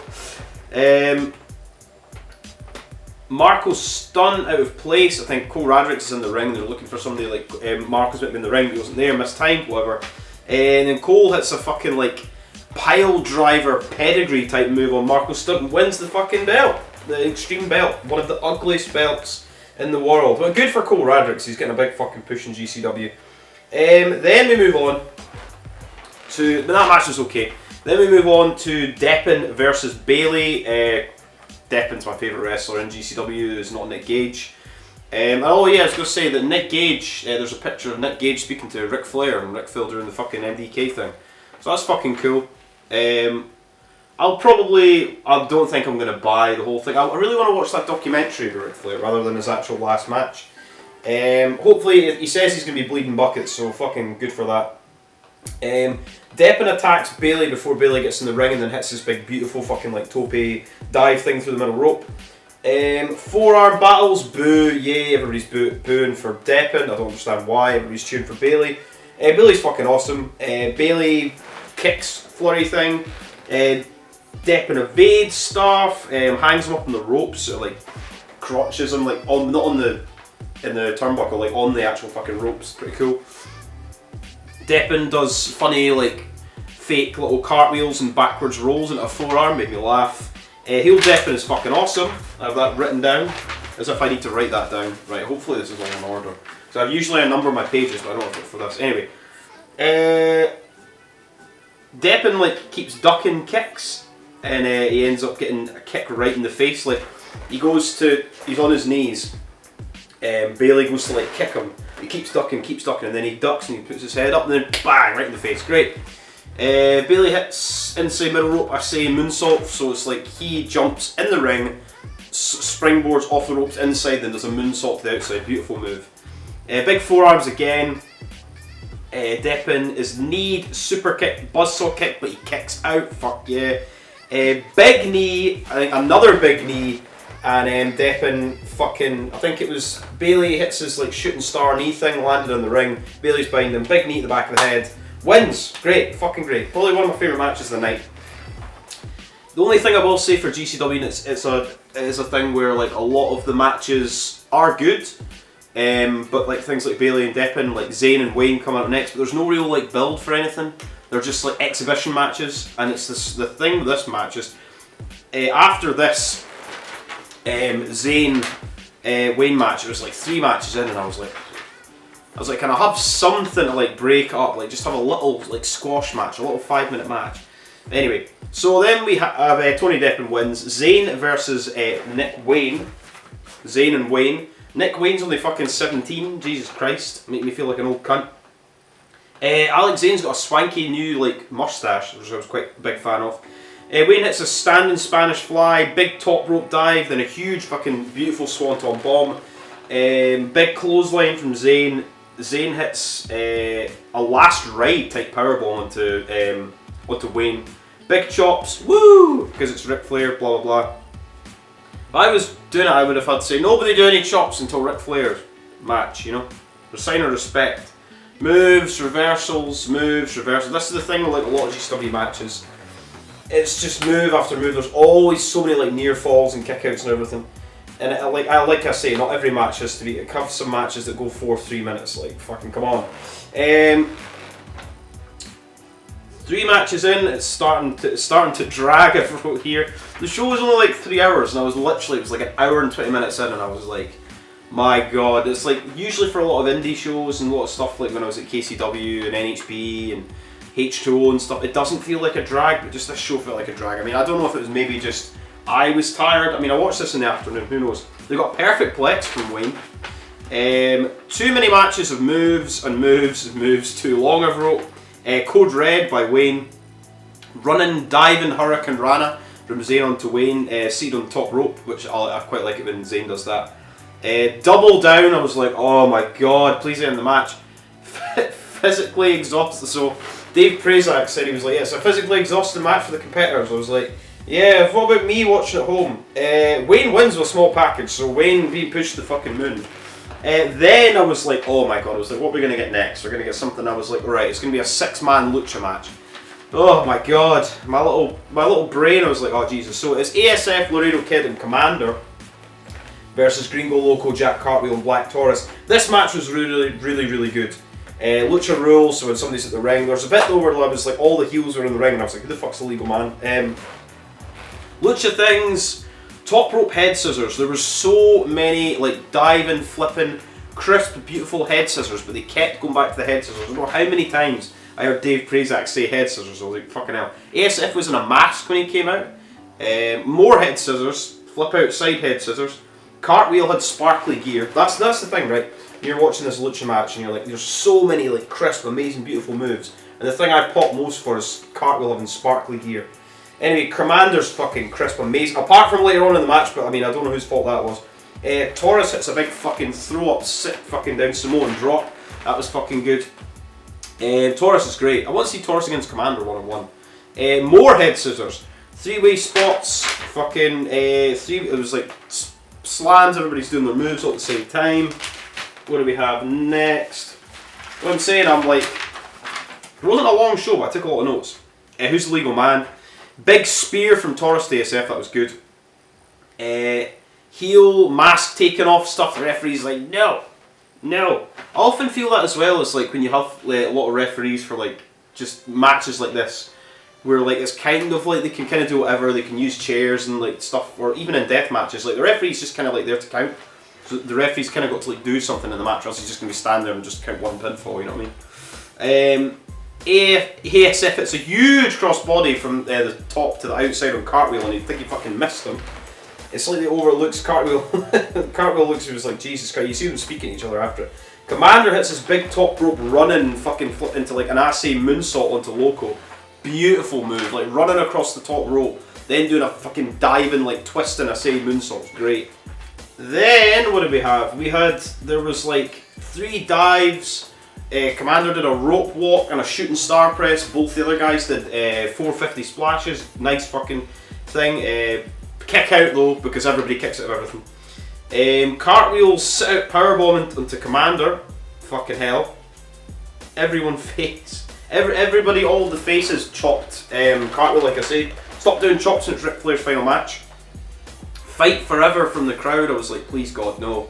There's another fucking 5 matches to go. Commander nearly killed Jack Cartwheel. He seemed fine, but like he did a running like powerbomb and like rocked him right in his fucking head and his neck. I was like, Jesus Christ. Top rope Spanish fly. Taurus, it's like a tombstone jumping gutbuster thing. Jesus fuck. Flip DDT driver from Laredo Kid onto Taurus. Still no finish. This match went on. Springboard backwards Poison Rana by Commander. That was awesome. Flip Destroyer from Brett's Rope. I'm saying I'm trying to like do these matches, but I still a lot of the time I don't remember who's doing these moves. I remember when Taurus does stuff and Commander because they're very like. But a lot of the other times, people just doing moves and moves and moves. Taurus with a fucking awesome backbreaker in ASF, like if I broke him in half. Crucifix driver on Taurus. The crowd are fucking on their feet. Huge moonsault to the outside. More flips, etc. from everyone to the outside. Commander does another top rope run into a flip powerbomb thing to Gringo Loco in the ring from the top rope. Kick out still. Team Gringo wins with a big top rope sit out pile driver like from Gringo Loco, and then cartwheel hits Pax, finish, shooting star spinny thing. Great match, great fucking match. The lucha matches are always awesome. All these guys are really, really talented. Then I was like, right, get a break, get like a little short match or like a tag match, get the tag titles or something. Cut it with like a promo because Gage comes out. No, we go straight into Joey Janela against Psycho Clown, and I was like, oh my god, because Joey Janela's matches are always really long too. I mean, this match is good. Not my favourite Janela match though. Yeah, like just had a break. I was like, fuck me. What else did we have? Next page of notes. So if you guys like this like format of me actually writing down notes for everything, because I've got 2 full pages of notes for this match. There's some matches I didn't write down anything because I was at this point I was like, ugh. Janela's got a black eye, don't know what that was from. They shake hands, chops on the outside, boo, no chops. Janela, pants are pulled down, and an old Ric Flair takes note. The shout to OSW review, by the way. A lot of my references come from those guys. I love that fucking shit. The best fucking wrestling thing on YouTube by a mile. The best wrestling podcast. Lots of crowd shtick going into the crowd. The crowd cheer for me, cheer for them, brawling about. They're ripping the mask of Psycho Clown. I don't know how many masks he has. They always seem to get destroyed. Chairs. Joey blasts Psycho Clown in the head. Commentary says it's a steel chair. It was not. It was a plastic chair. Not that that matters. Joey goes to run on the floor, like runs away back on the outside, runs and dives off a chair. It looks like he nearly slips. I was like, Jesus Christ. He pulls it off good. Diving, there's lots of crowd brawling. They're back in the ring. Bow and arrow. I was like, oh my god. They're just hitting like rest holds in the ring. I was like, Jesus Christ. Both guys are really, really talented. I just wish the pace of the show. Hey, Navy. I just wish the pace of the show was just different. Springboard plancha from the clown to Janela on the outside. More crowd brawling, back into the crowd, tossing people into chairs and everything, just filling in more time. An actual steel chair blasts Joey in the head. Joey's fucking busted open, cut bad. Clown off the chair, diving to Joey. Janela castrated with a chair. He's sitting in the corner, Psycho Clown puts the chair and smacks him in the fucking ball, one chair to the other chair. And then Joey's like lying face down in the ring. Psycho Clown kind of like moves his foot, so the chair's kind of stuck in his arse, and he fucking smacks the chair again. I was like, Jesus Christ. Clown shoving chairs up Joey's arse. Another chair shot to the groin, Jesus Christ. More chops, boo. There's fucking, I can't remember what he said, like, it was like a European uppercut or something. Somebody had a European uppercut, and like Kevin Gill was like, yeah, that's a Mexican uppercut, that's better than Europe, and blah blah blah. It was just like saying the Europeans, and I was like, what? I was like, what's this in aid of? Slagging off the Europeans. Is it meant to be funny? I didn't laugh that much. Door gets the biggest pop of the match, somebody bringing out the door. Spear from Joey through the door, set up in the corner. DVD, kick out, sit out, tombstone thing from Joey, kick out. Big lariat to Joey, fucking does a big flip bump. Chair, bed thing, like the sort of thing that where Brandon Kirk would do the Psycho Driver, fuck your life. Superplex from Joey to the clown through all the chairs, kick out. I was like, I know they're gonna kick out, aren't they? They're always gonna kick out. There's always got to be something else. More doors. Nice chair shot to the clown's head. Clown gives Joey a one-man Spanish fly through the top, through the door, set up on chairs to win. My Christ. Then we moved on to finally something a little bit different. We got Gage coming out for promo. The strange promo, it's always good seeing it, Gage. Happy for MLJ to always do his intro, and like I say, Nick Gage is like training for an in-ring return, I think. Nick Gage is putting over Flair on the mic, which is good. Not happy with Flair's match card, that there's no GCW people on it, so he says to Conrad Thompson, who's in charge of Starrcade, sitting in the crowd, he basically says to Conrad Thompson, GCW is coming to invade Flair's thing, fuck Atlas security, blah blah blah. Conrad Thompson walks away out. So I don't know what that means. I don't know what, if they're just going to have like a showcase match, or they're going to invade a match, and there'll be like 2 people in the ring, GCW guys will come down and turn it into a tag, I don't know. And then we got Bandito against Jordan Oliver. I barely wrote any notes for this because at this point I was like, ugh. All I'm going to say is there's a very nice set powerbomb from Jordan Oliver onto Bandito. Ouch. Oliver wins as well. I was like, oh my god. The amount of like victories that people like Wayne and Oliver get, and like what do they sort of gain from it? Because it's the sort of thing with like Moxley being the champion. Who have GCW built to take the belt off Moxley? I mean, I understand they built up Blake Christian for a little bit, but I didn't think he was going to win. But it's like, aside from Janela or Gage if he comes back, there's no one really that would sort of feasibly stands a chance of beating Moxley. But hey ho. Then we got the 3-way tag team match. Bussy, Signal Pay, Extremo and SGC. Happy that the tag champions were out last. Blah Blah Blah is an awesome fucking song. I listen to that quite a lot actually when I'm walking to work and shit. So the champs are at last, good shit. Kevin Gill goes on and on about like Bussy's this, Bussy's that, Bussy's like a breath of fresh air, Bussy's this, Bussy's like Lady Gaga's new album, Bussy, and I was just like, right, I get it. Fight is now, it doesn't just say fight, it says fight by Triller, T-R-I-L-L-E-R, on the side, go, that means.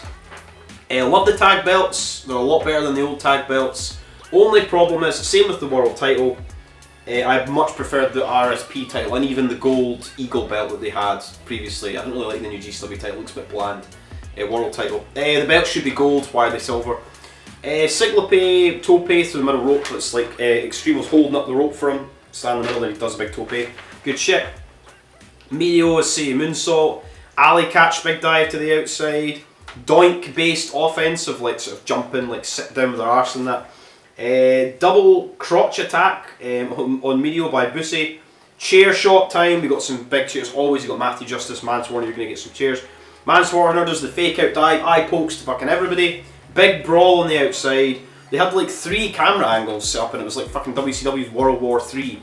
And I was just like, oh right. And it was like 2 different cam angles of like the same spot and I was like, right, we don't need this. Eventually they stopped and they didn't do it again. I was like, okay. And it's like, ooh, look at us, we've got lots of cameras, right? Well, could you just actually film one thing, please? Cookie sheet shots from Alley Catch and from the other guys, blasting them, great. Duel of the Fates chair fight. It was a good cup of tea. Justice launches a chair at Catch's head, everybody's bleeding. Effie pushes like Catch out the way, and they run like a double door thing into Effie. I think he no-sells it. We've got things, the doors, bashing Effie in the head. Where are we?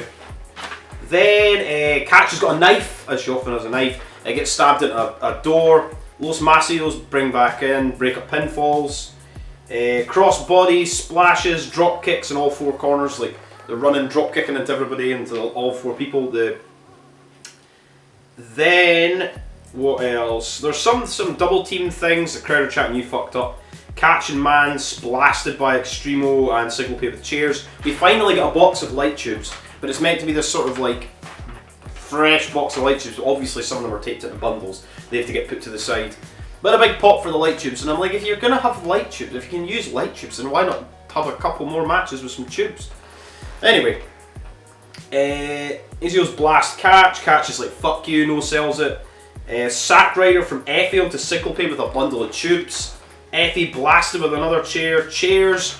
There's like chairs, door, chairs, and there's light tubes on the top, but like Justice and Mans just kind of pour all the tubes on top of it and they're all just at all different angles and falling over the place.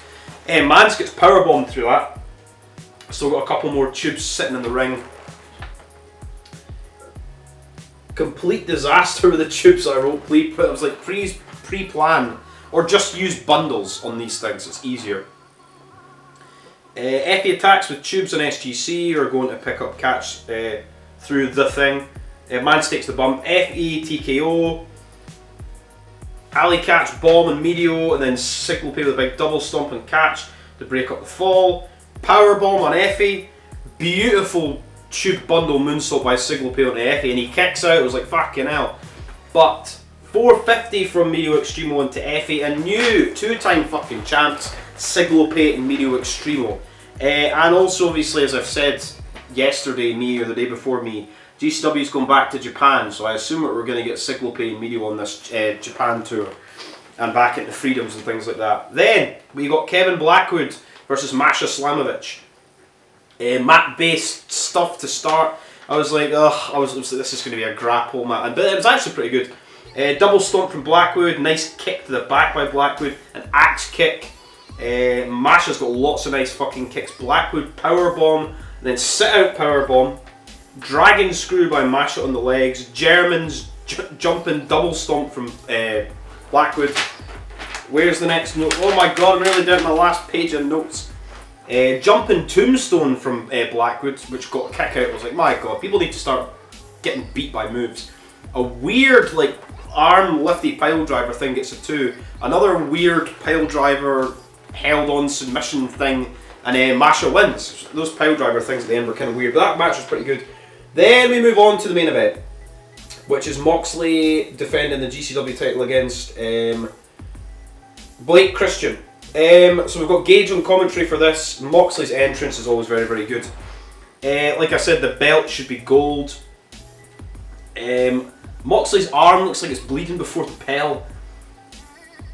Fucking Blake shotgun dropkick to start. All I'll say with this match is there was like a bucket of glass. They had a bucket of glass and they were using this bucket of glass and they were like grounding it in Thingy's head and everything. All I'm going to say is, I don't have a problem if people don't want to take bumps into actual panes of glass. But just because you've got a little bucket of glass that made it look kind of shit, all you have to do is get a pane of glass, have somebody stand in front of it, have somebody throw a chair, they move, they break on all the glass, then you've got glass in the ring that you can use. Because just bringing a little bucket in kind of looks shit. But Blake Christian's bleeding, getting cut up and everything. There's a door, there's a nice bit. Blake Christian dives at the ring, into the door, into Moxley. Blake goes to do a big stomp, Moxley stomps Blake's head into the glass. And this match is alright, but it's just like, I don't feel like we've had much sort of like interaction. Obviously Blake Christian's been kind of pushed since like the Hammerstein show, and he's been always winning, and he's had that thing with Cardona, and he's going to fight Moxley and all this stuff, but there hasn't really been any sort of interaction that I've seen. I mean, then bear in mind, I've not seen the last couple of GCW shows. I just want to review this one because it looked like a big one.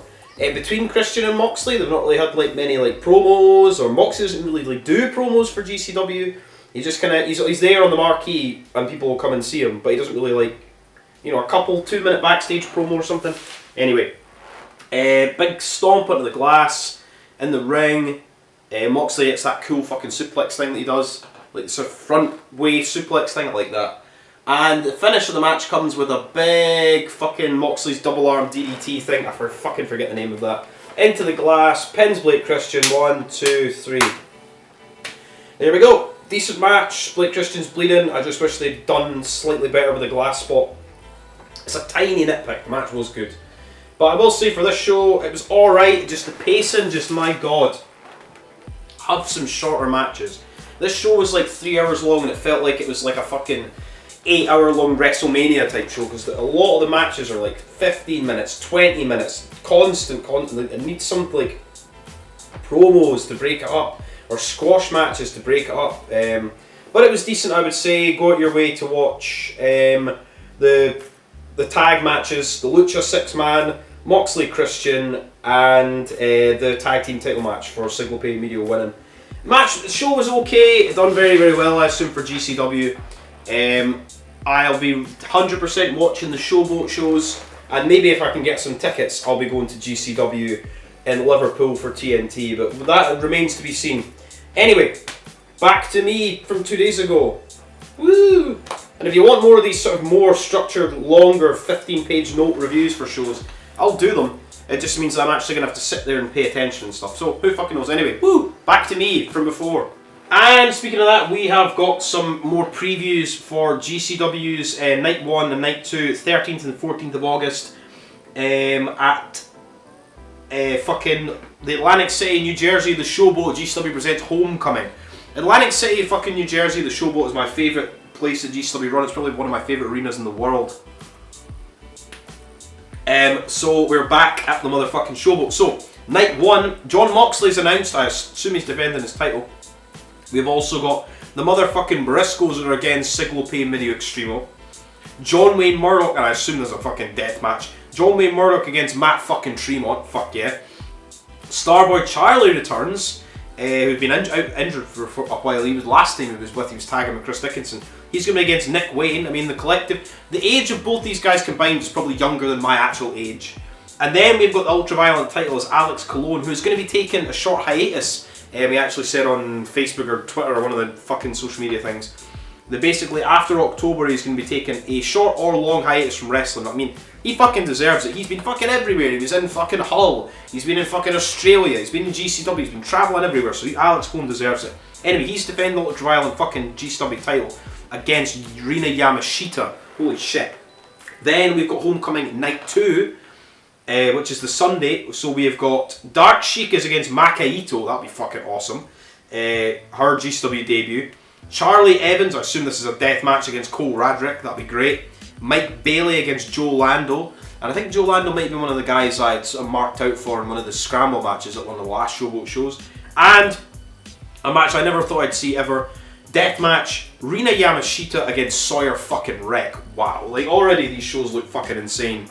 Already these shows, like both of them, they're only like half an ounce, look better than tonight's show. But probably because, you know, there's going to be death matches and it's in the Showboat. Anyway, also announced, and this is the only thing that annoyed me. It annoys me in WWE, it annoys me when they do it in general.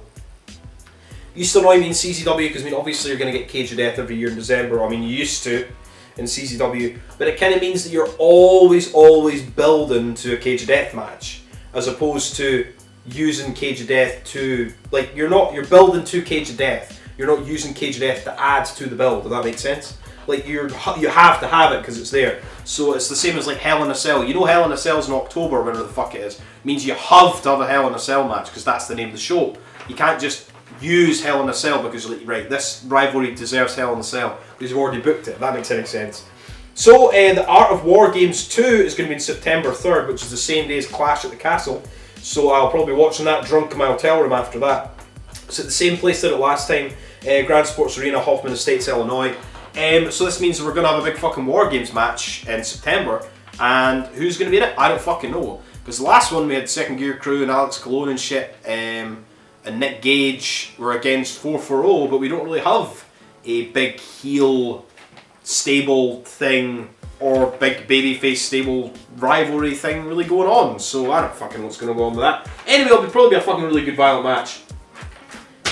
Also, we've seen Nick Gage train. There's a thing on the news where, like, somewhere in America where somebody's like, he's pointing. There's like a news reporter like on the scene, and the guy in the office is like, right, throw to the guy, and he's like, right, behind me there's a big truck, a big fucking ship, it's full of cocaine. And he's doing like a news story about this big cocaine bus. And in the background, like on his phone walking past, just paying no attention to the camera, walks right past Nick Gage. Anyway, the Nick Gage is fucking training. We've seen pictures and fucking videos of him like training in the gym for a big fucking return. I assume a big return. Can't fucking wait for that. My all-time favourite wrestler of all time is Nick fucking Gage. Then we also have to say that GCW is going to be going on a little fucking tour It is going to Japan for 3 fucking shows. I assume more shows. They'll probably be on like Freedom shows and whatever shows. So it's 27th of September to the 4th of October. So they're doing Japan, September to October. They're doing the UK start of September. Still not heard back about my tickets, by the way, TNT.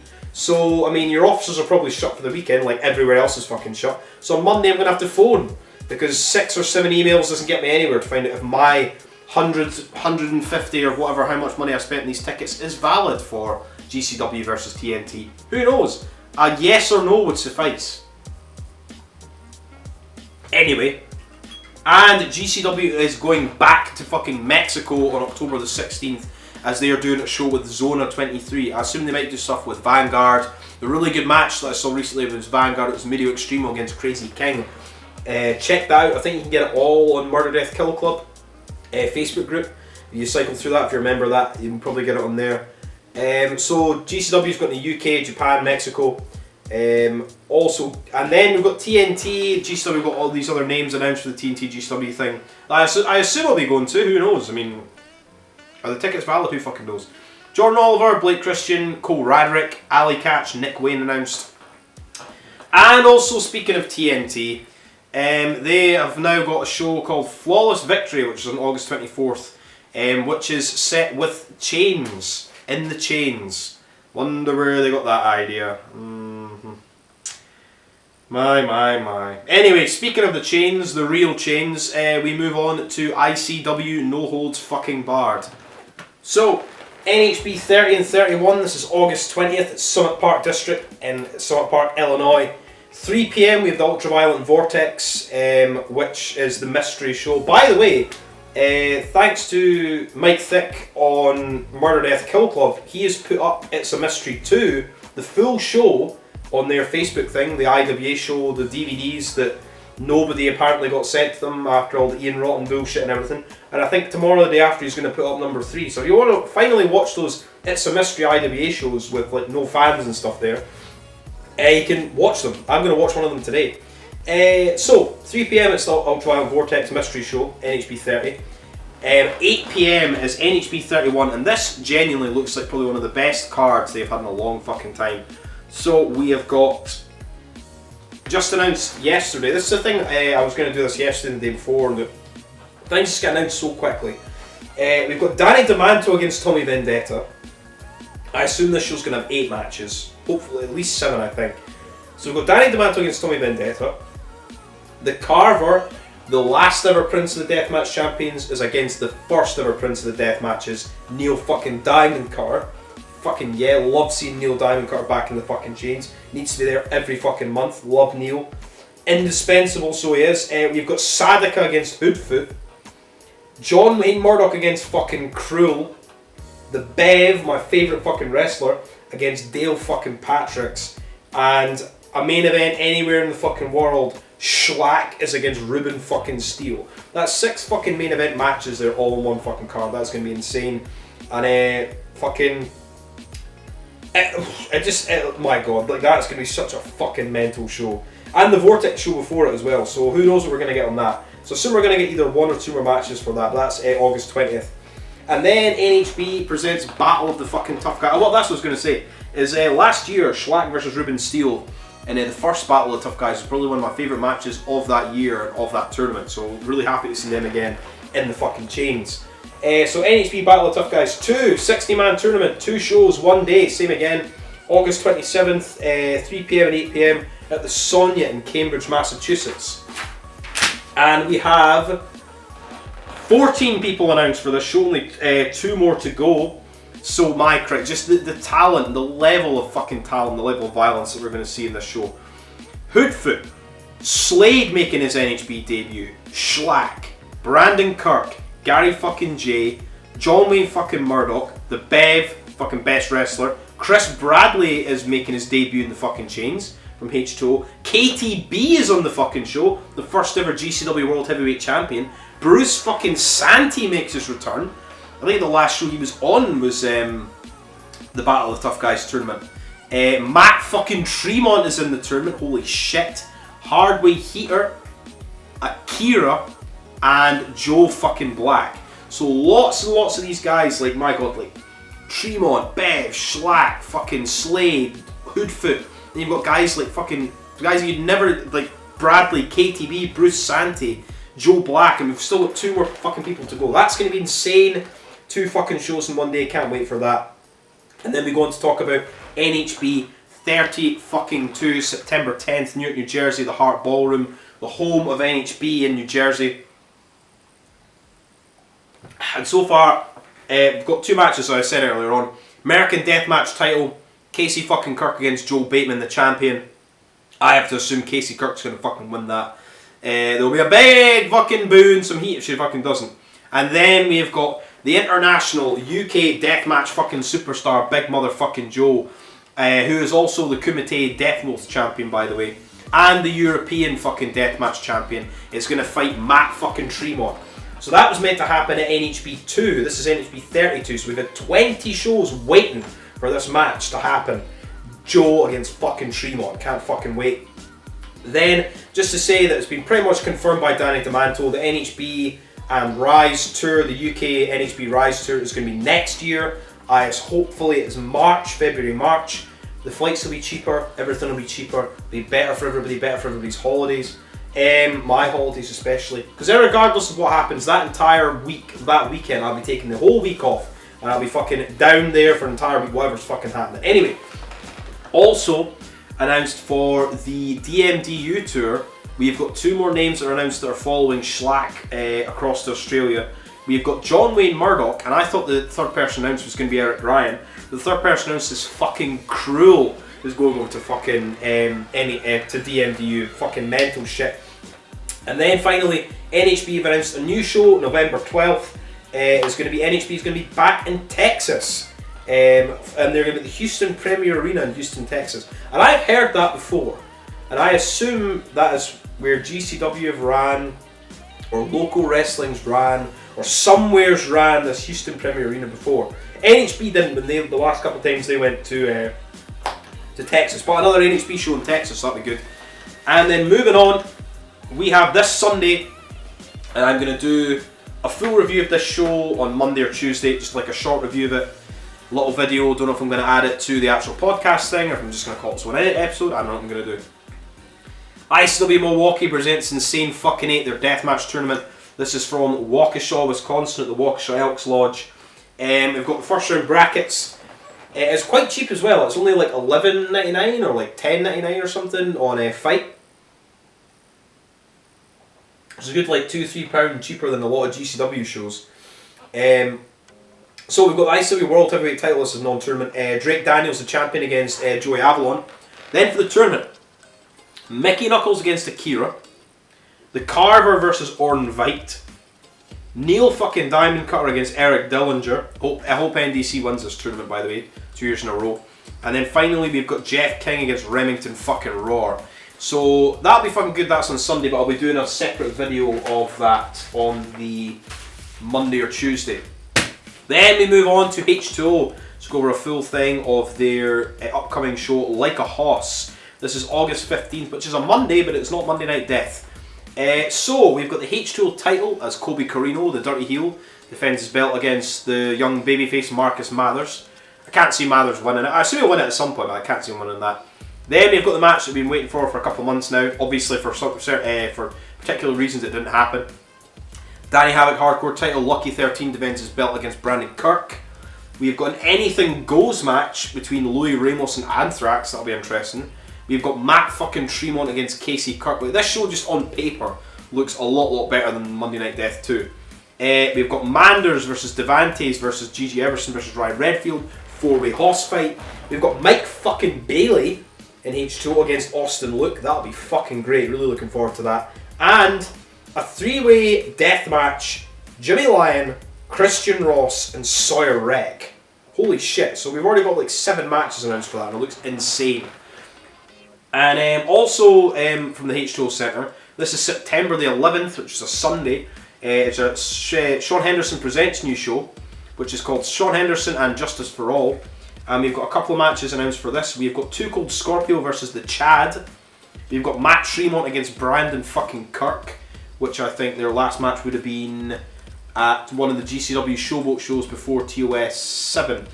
And main event, Noro Barbed Wire, Kobe Carino against Joel fucking Bateman, because obviously Joel Bateman will be doing another US tour when he's over here for, this is the day after his NHB match against Casey Kirk for the title.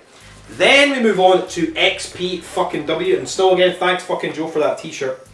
Their August show, which has got a lot more like wrestling as opposed to deathmatch wrestling, like on it, which is called Night of Reckoning. This is August 13th, the Derby Room in Panama, California. So we've got TJP is against Jude fucking Guerrera. Holy shit. think this will be Juventud Guerrera's first match in XPW since like 2003, when Shane Douglas was fighting like Just Incredible for the title and shit, and Raven was there, and they were wrestling that building in like Pittsburgh or somewhere where like the roof tiles were all like falling apart and like hanging apart. Just vivid memories of like seeing that in Power Slam. Anyway, and then we've got XPW Women's title, Taya Valkyrie defends her belt against Jodie Threat. We've got the XPW title, which I forgot even existed. Brian Cage, AEW superstar Brian Cage defends his title against Willie Mack in a three-way and Masada. I would like to see Masada win that belt. And main event has to be, main fucking event, XPW Deathmatch title, Falls Count Anywhere. Schlack defends his new swanky XPW Deathmatch title against the motherfucking Necro Butcher. And the last time these two guys fought was at NHB 1, and Necro Butcher was fucking battled and riddled with fucking cancer. Now Necro Butcher's back against Schlack Deathmatch. Oh, it's gonna be fucking insane. Can't wait for that fucking shit. And we move into Circle 6. I missed both their shows because they were on the Title Match Network.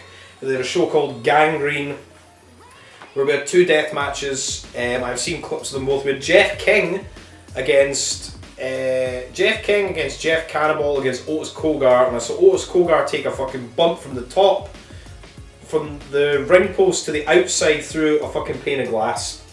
Then Jeff King jumps and does a fucking big senton onto a pane of glass with light tubes in the bottom onto Jeff Cannonball. And also there's one where Jeff Cannonball's in the corner of a pane of glass, Otis Kogar swings a chair at it, doesn't quite break, swings another chair, it goes right through and it's Jeff right in the fucking head. It's like, holy shit. And then we had the Faces of Fear, which is Masada and Schlack, what a fucking horrifying tag team to go up against 4-4-0, the Bev and fucking Eric Ryan. It was 200,000 thumbtacks death match. Looked fucking awesome. So I'm just going to go over some Circle 6 stuff. I always end up like never ever watching Circle 6 because it's like on Title Match Network and stuff, and I pay for fucking like far too many fucking wrestling things. Hopefully I will get back into watching them. Gangrene was on July 22nd in Detroit, by the way. So just see what else have they got coming up. They've got a couple of shows. I think they've got where are we? They're going to be in Texas August 7th for Hood Rat Stuff with My Friends. And so that's August 5th and August 7th. So they've got August 5th is Here to, what was it called? Here Today, Guano Tomorrow. And then there's the one on the 7th is Hood Rat Stuff with My Friends, Dallas, Texas. So the only thing I will say to be notable for this is what a match I fucking can't wait for. And this is on the August 5th one. We've got hardcore match Bobby Beverly against motherfucking Masada. And at the Hood Rat things, we've got a Circle 6 qualifying tournament match, tournament for their world title. And one of the matches is Atticus Cogar against Lane. What else have we got? And then we've got another one on that. We've got Circle 6 qualifying match, Zachary Wentz against RSP. Looks like an interesting couple of shows, but like I'm saying, they're on. Title match, always in forgetting, but I do want to see fucking the Bev. And I might end up reviewing that, I don't know, at some point. Anyway, Circle 6. We've also got Bloodstorm fucking Pro. Has got a new show coming out in October called October Rust. This is October 8th at the H2O Centre. Where are we? And I'll just get the matches announced for that. Interesting fucking looking card for this show as well. I like the last fucking couple of Bloodstorm Pro shows I had seen. So we have Isaiah Broners against Lord Crew. That'll be fucking good. Satu Jin is against Lowlife Louie in a Fans Bring the Fucking Weapons match. We have also got Marcus Mathers against Gary fucking J. That fuck yeah. It's a very like interesting like cast of characters. You've got Brogan Finley as a guy I don't think I've seen before against Austin Luke. And we've got a final Nightmare death match. I think it's all of Mother Endless's sort of stable. As we've got Bam Sullivan versus Raven Havoc versus the Carver three-way final Nightmare death match. Hopefully we get the Freddy Krueger like gloves in that for a final Nightmare. And we also have Violence is Forever as Dom Guarini and Kevin Koo are against the Rep, former CZW tag team champions. Multiple time tag team champions, I believe. And so that's Bloodstorm Pro, so I'll be watching that. That'll be on IWTV. And moving into DMDU territory, we have got 8 names announced for Dream 2, Death Rules Everything Around Me, their deathmatch tournament. So this is the Arlen Swanson 3 PM show. I think it is August 26th, I'm going to check that because I've wrote every other bit of information down, but I forgot to write down the fucking date of the show, so let me see. Let's fucking see, shall we? August 27th, I was one day off. Anyway, Saturday, August 27th, 3 PM show, R1 Swanson. So we've got 8 entrants for this so far. Jimmy Lloyd, Joe Bateman, the DMDU Deathmatch Australian / World Champion Callum fucking Butcher, York, Damien Rivers. How did he get in when he's just joined that in the Deathmatch party is beyond me. Will Walker, who would be my fucking pick to win the whole thing, Xavier Black, and Vixen. And I was like, right, okay, that's the 8 people. They've announced these names like one like every day, like one every like couple of hours at this point. But according to DMDU's Facebook page, they've got 8 in it, so I was like, that'll be the tournament. They've got 5 more people to add to this. So we've got a 13-person tournament. I think the first one was 8 people. So holy shit, that'd be fucking good. So I mean, 8, fuck that. I don't even want to speculate on who else we're going to win. York Rivers. Probably fucking Mad Dog, fucking who else are we going to have? Get fucking Tyler Rust in there. My god. Xavier Black, well, I don't know who the other 5 are going to be. Maybe we're going to get another American guy going to be over there going with Jimmy Lloyd, who knows. DMDU have also got a show coming up on August 10th for their pop-up wrestling thing, Matt Earth Society, Wednesday, August 10th at LA Bogana. It's a barbershop craft beer thing. You can go on their YouTube and catch the last one they've done of this. Interesting little show in like a barbershop. We've got Tarley against Joe Bateman. We've got Vixen versus Xavier Black. They're having like a sort of style fight tournament thing. So we've got a style fight semi-final, which is Jordan Sampson, which is MMA, versus Kid Valiant, which is Lucha Libre, so they're different sort of styles of wrestling that they're doing. And then we've got Mad Dog against Damien Rivers in a style fight semi-final. Mad Dog is Underground against Damien Rivers, which is Street Fight. Street Fight Mad. Then we moved on to Heathen Combat. Now has a new champion, and if I could fucking remember the name of it, I would find it. What's the name of their belt? Their belt's got a very strange name. Where is it? Where is it? Where is it? Come on. Yes, One Above All champion. They now have a new One Above All champion who is Joel fucking Bateman, who's now got the New Zealand and the American Deathmatch titles. So they held Waltzing Off the Face of the Earth. This was on July 23rd. And the day after, they had Vic Craig had opened the Cemetery Gates. It was on Sunday 24th.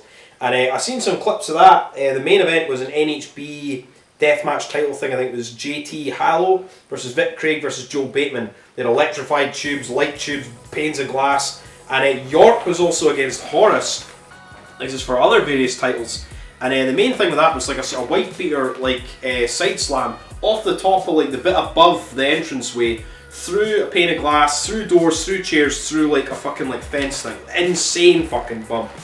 But I have the results. I'll put them up on the side here as well.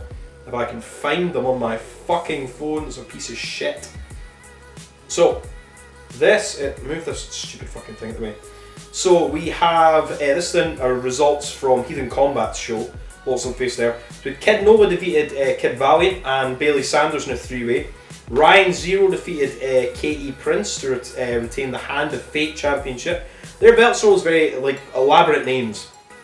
Chanel Phoenix defeated Disgrace. Bryant defeated Camden Crawford to retain the Panhead Custom Ales Heavyweight Championship. York defeats Sir Mr. Burns to retain the Adrenaline. Is that all one person?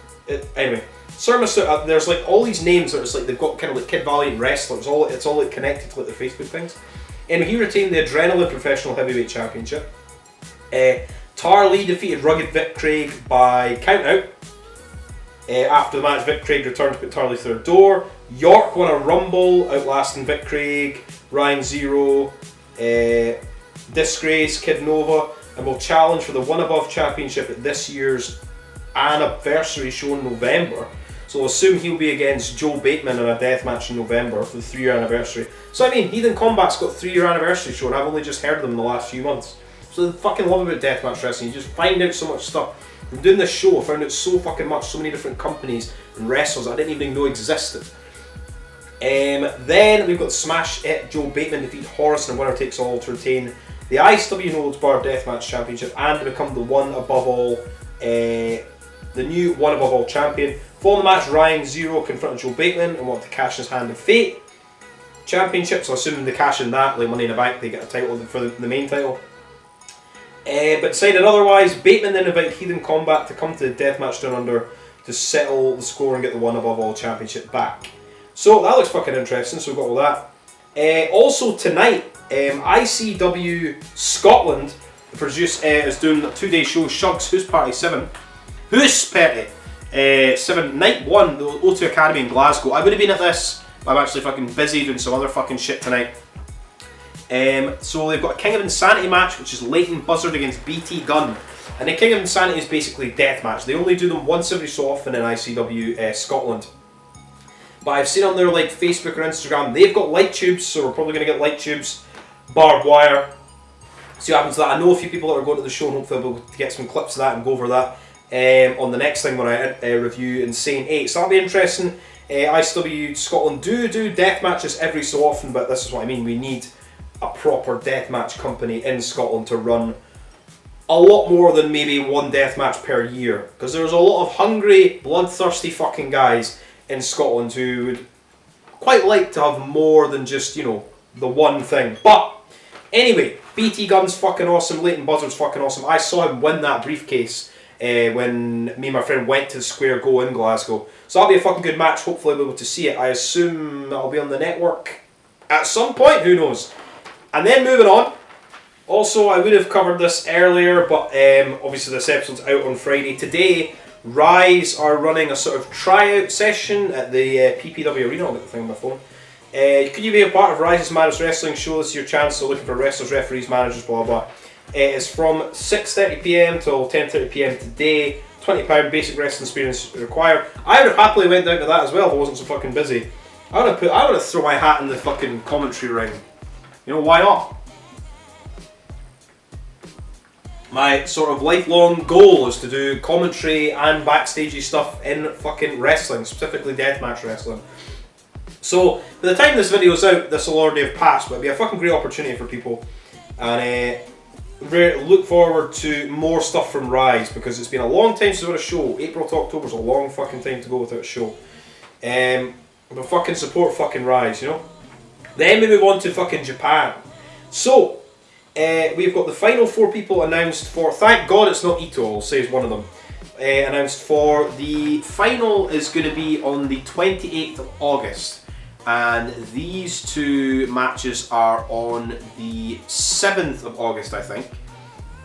So, this is for the vacant Big Japan Deathmatch title that was vacated by Drew Parker. So we have... Fuck's sake, stupid fucking phone. Anyway, where are we? So we have Abdullah Kobayashi against Danju Wakamatsu. This is going to be a light tubes death match. And the other semi-final is Hideyoshi Katanami is against Sakamoto in a barbed wire jungle death match. So I'm going to say probably Kobayashi versus Kamatani. Difficult for me for being from Scotland trying to pronounce these fucking Japanese names. Anyway, so very soon we're going to get a new Big Japan Deathmatch champion. There's meant to be a fucking Freedom show on Sunday, 31st. But Segura, Takeda, Funkimoto and Yuna Yamashita have all tested positive for COVID. Unfortunately, so that show has been postponed, which was a pain in the arse. And just to say as well, I watched Takeda's first match back. It was beautiful, loved seeing it. Takeda's fucking back in deathmatch wrestling. The best deathmatch wrestler right now in the world, bar none, is Masashi Takeda. We had him, Masayoka and Jun Kasai against ERE, Drew Parker, Sakura and Violentum Jack. Light tubes, panes of glass. This match was basically the first 10 minutes, went about 20-25 minutes. First 10 minutes was pretty much just Takeda just taking all the bumps, all the heat, all the abuse, right back into it, getting the shit kicked out of him, feeling the glass, taking the light tubes, Awesome fucking match. You will get that on Murder Death Kill Club somewhere. It was great.